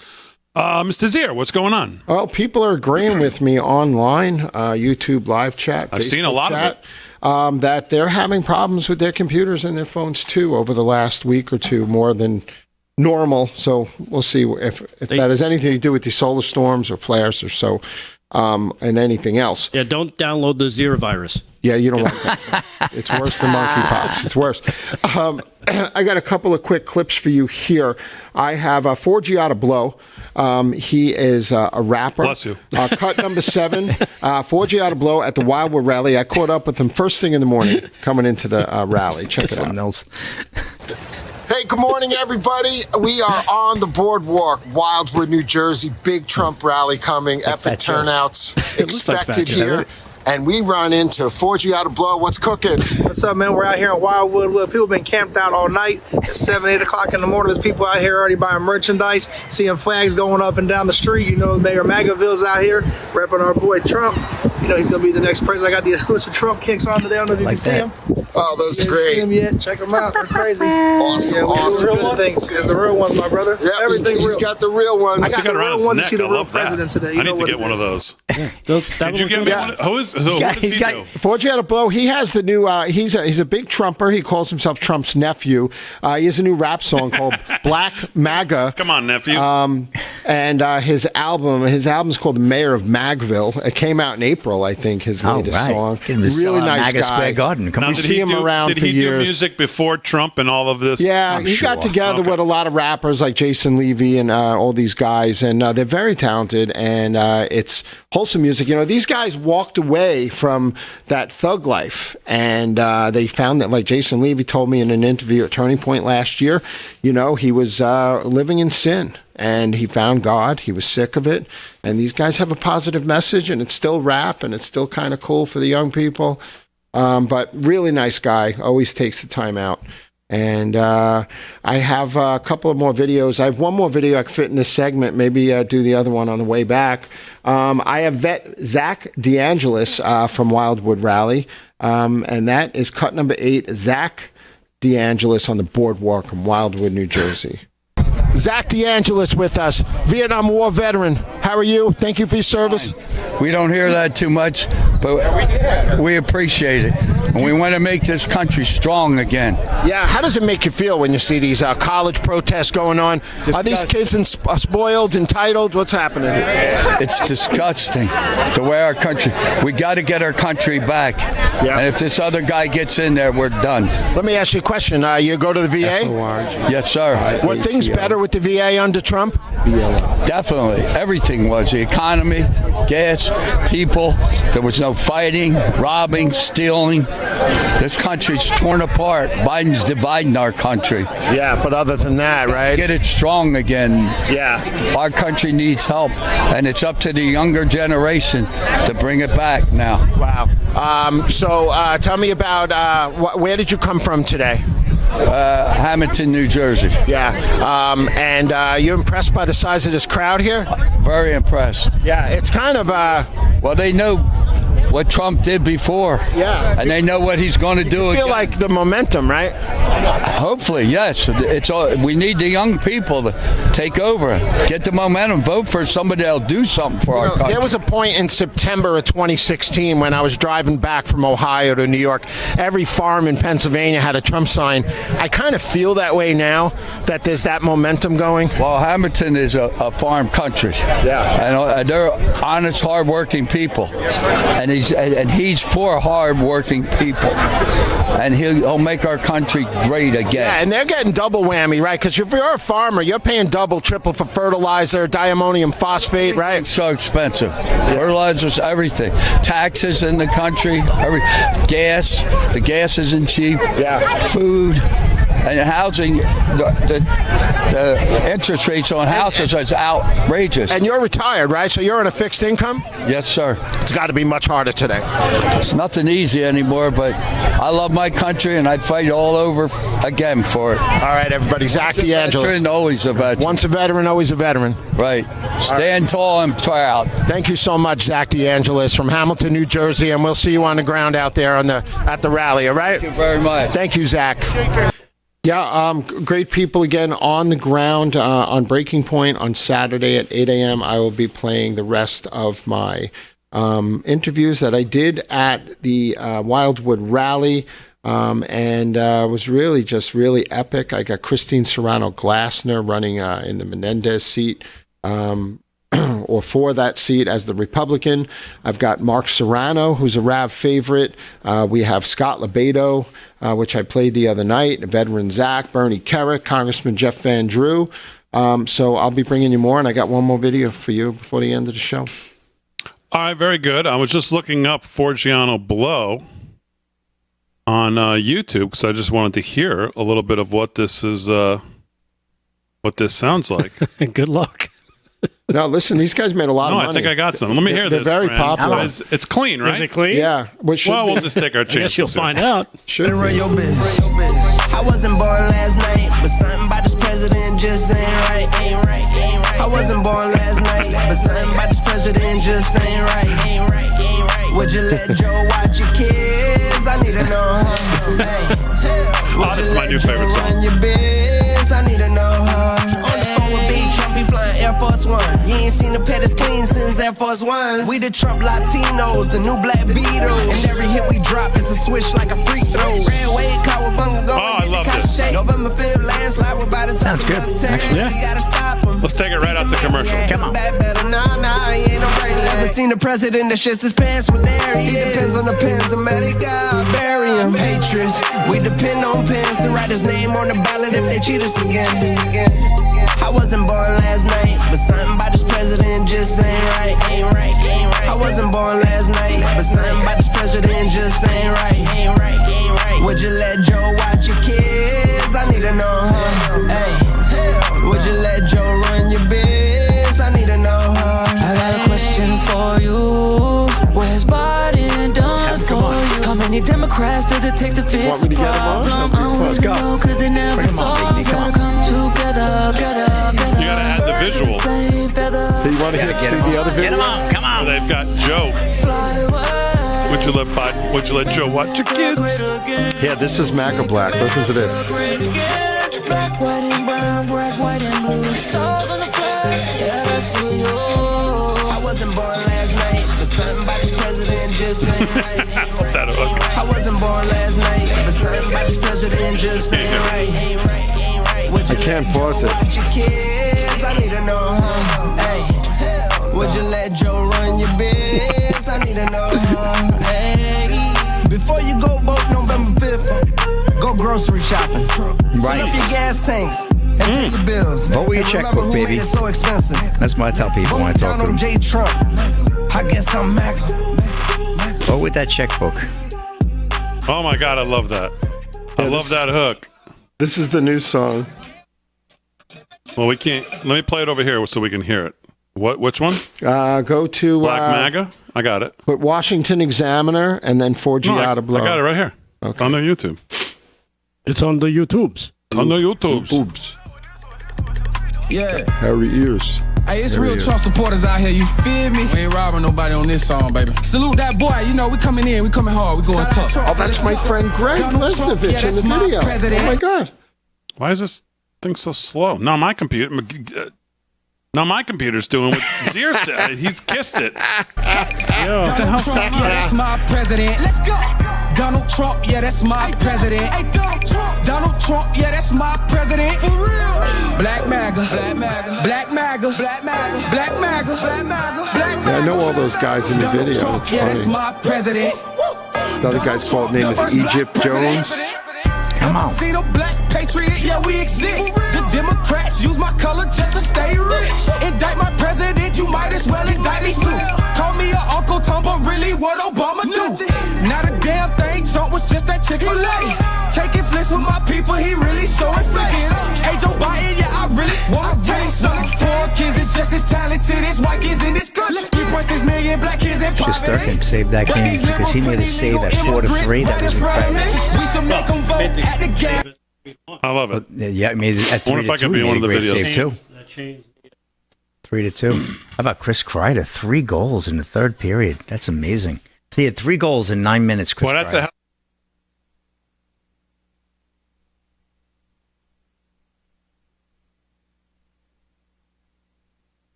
All right, 13 to the hour live from Studio 6B. Well, I want to congratulate Slick Rick on 2 amazing calls tonight. Called down 3-2. He said the Rangers are going to tie this game. Yep. And they did. And then, even more out on a limb, he said this game's not going to overtime. The Rangers aren't going to need it. I can see it right now. 5-3 final. Rangers score 3 in the third. 4 in the third. Empty netter. To win 5-3 in the series. Slick, let's do sports. That's a great call. Yeah, Chris Kreider walking off the ice, skating off the ice right now. He had 3 goals in the third period, Chris Kreider, to bring them back from a 3-1 deficit. Amazing. Igor Shesterkin in goal. Incredible. I think he had about 34 shots. He made a save right at the end of the second period. I called it and I said, mark that one down. And he made another phenomenal save when it was 4-3. And, Rangers moving on now to the conference finals. They will host the winner of the Boston Bruins and the Florida Panthers. That's, I believe, a game 6 tomorrow night. So we'll have that as well. And so good stuff. NBA action, Big D. Well, looks like the Timberwolves like that home cooking. They're up 59-40 at the half, 19-point lead. Anthony Edwards leads all scorers with 19 points for the Minnesota Timberwolves. Timberwolves need this game or they'll be going home because that's what Carolina's doing. Well, they're already home, but they're going to be going on the golf course, Big D, or going to Cancun. I thought they're just absolutely devastated in Raleigh. So incredible. Well, I think this might be the Rangers' year, Big D. And full disclaimer, I am not a Ranger fan, furthest thing from it, but I have to respect when I see something good. I have to respect it. Tongue in cheek, but yeah. So I think this might be their year. Rick and I were just talking. If Vancouver advances, the Rangers beat Vancouver in 1994 to win the Stanley Cup, the old Mark Messier days. So we got a lot of exciting stuff going on. So unbelievable. WNBA. Well, Caitlin Clark's finding out the hard way. Big D. She might draw the crowd, but she ain't drawing the wins. Liberty, absolute smackdown of the Indiana Fever. Indiana Fever at home, by the way, 102-66 was the final tonight. Ouch is right. Little baseball action. Mets and Phillies in a good one, tied at 4, bottom of the 10th inning. Man on third for the Phillies. So they're trying to win that one. Red Sox and Rays tied at 5, bottom 8. Pirates over the Cubs 5-4, also bottom 8. Bottom 5. Astros blanking the A's 8-0. Yankees with a big win today, 5-0 over the Twins in Minnesota. That game is over, and the Reds play the Dodgers, or I should say the Reds will lose to the Dodgers. At 10:10 is the first pitch, and that game will be over by about 10:20. And I'll get the quick story. Let's see. Boy, this Harrison Butker thing is really, it's blowing up at this point, Big D. A lot of stories. I talked about Whoopi a little bit earlier. Now the Missouri AG calls for accountability after Chiefs Harrison Butker gets doxxed over religious beliefs. AG Andrew Bailey said he will enforce the Missouri Human Rights Act. This is Paulina Dadaj of Fox News. Missouri Attorney General Andrew Bailey said he is demanding accountability after the city of Kansas City posted a message on social media revealing the residence of Kansas City Chiefs kicker Harrison Butker following his commencement speech at Benedictine College over the weekend. Bailey said Thursday that he plans to enforce the Missouri Human Rights Act after the city of Kansas City posted a message on X just a day early revealing the city where Butker resides. My office is demanding accountability for Kansas City's ex-count doxed Butker last night for daring to express his religious beliefs, Bailey said in a post. I will enforce the Missouri Human Rights Act to ensure Missourians are not targeted for their free exercise of religion. Stay tuned. The social media account deleted the post on Wednesday and later posted a brief apology. We apologize, quote unquote, we apologize for our previous tweet. It was shared in error, the post read. Kansas City Mayor Quentin Lucas addressed the controversy in a separate post, calling it clearly inappropriate. A message appeared earlier this evening from a city public account. The message was clearly inappropriate for a public account. The city has correctly apologized for the error, will review account access, and ensure nothing like it is shared in the future from the public channels, he wrote. The mayor's office did not immediately respond to Fox News' request. So Butker, 28, has come under fire after giving a commencement speech at a private Catholic school in Missouri. In his address, he made specific references to female graduates embracing their vocation as a homemaker and President Biden's stance on abortion as a Catholic. So apparently you're not allowed to have any free speech anymore, and good old Missouri is trying to enforce that, Big D. We've lost our bird, haven't we? We really have. And that's a wrap in sports. I'm going to leave it. I'm going to land it right there. All right, Slick. Very good. Go Rangers. Brought to you by Mike Lindell and MyPillow. LFS6B is the code. Before we get to a little more news, MTG and AOC were in the in one of the committee hearings today, and they had a few pleasantries exchanges, and it sounded like this. Okay. Ms. Green agrees to strike her words. I believe she needs to apologize. No. Perry, okay, hold on. Then after Mr. Perry's going to be recognized, then Ms. Green I'm not apologizing. Well, then okay, you're reserve the right to object. I am not apologizing. Now let's go. Come on, guys. Why don't you debate me? Mr. Chairman, The minority. Pretty self-evident. You're not. Yeah, you're not. Out of order. You don't have enough You're out of order. intelligence. Chair recognizes Mr. Perry. Okay, move to. There you go. I like it. A little cat fight going on there now, right over the men trying to talk. I mean, it's not. Comer's trying to talk, and then It's you'll not see as an MTG cool. are just going at it. Right, it's not as cool as you might hear in the UK, where or up in Canada, where they do that stuff back and forth with their accents. But we got our version of it. Why don't you debate me? Yeah. I think it's pretty self-evident. Yeah, because you don't have enough intelligence. All right, let's do the news. And here with the news is Rick Delgado. What else is going on? All right, one more quick one for you here. As a Univision reporter, cut 4A here, tries the old, asking the white guy why he's a racist trick. What? And, well, it completely backfires on her when, see for yourself. Check it out. You all right? Are you okay? Oh, I'm feeling better than ever. You all right? Yes, I'm all right. Are you a racist? Am I what? Why you stay here? Are you racist? Am I racist? No, I'm not a racist. Why do you ask that? Well, why is it that people who stand up for America and who want to protect our own borders, why are we always trying to be backed up with the racist thing? I'm standing here with a black man. If I was a racist, this is my brother right here. If I'm standing with him, how can I be a racist? Are you a racist? No. So why would you ask him if he's a racist? Well, let me see. Why would you ask that question? Why you stand here? And you asking him because he's white and you want to get away with this racist remark. Are you a racist? No. So why is it that he a racist? Because he's standing up for the country. Do you like the Latin people? Do you like them? No. Do you like them? Do you like America? People. Do you like America? Then what's the problem? You should be out here picking it with us. That's a dumb question to ask. You're asking that question so you can use it on your program to make him look like a racist. Why don't you ask me, am I racist? Because I'm black, right? I love America too, and I think these illegal aliens need to be shipped back to their country. Why is that racist? You're racist for asking him that question. Thank you, Jesse. And you're only doing it because he's white, and that's what you're going to show on your report tonight. You shouldn't play that kind of game. There you go. Good for him. Right to their face. Goes on all the time. Every single time they try to put you in that corner, smack them back. Good for him. So there you have it. A little comeuppance. Yeah.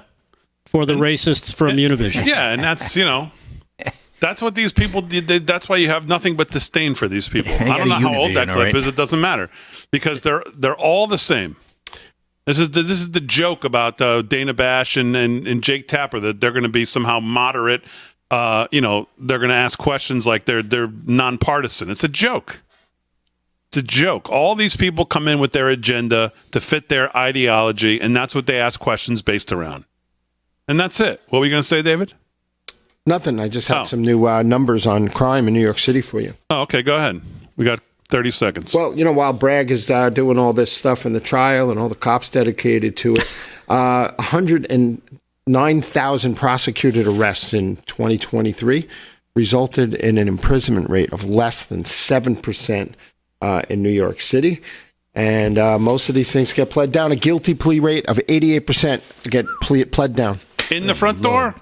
Out the back. Out the back. Come on.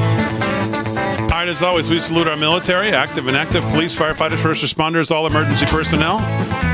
Everybody who keeps us safe, everybody that keeps the country moving, all our truckers, all our farmers. Thanks, everybody on the show. Aaron, Fran, great job as always. Most of all, thank you, live from Studio 6B audience. We'll see you tomorrow night. Wrap up a good week on a Friday night. Could get a little out of control. What even is that? 9 o'clock. I'm afraid. We'll see you then.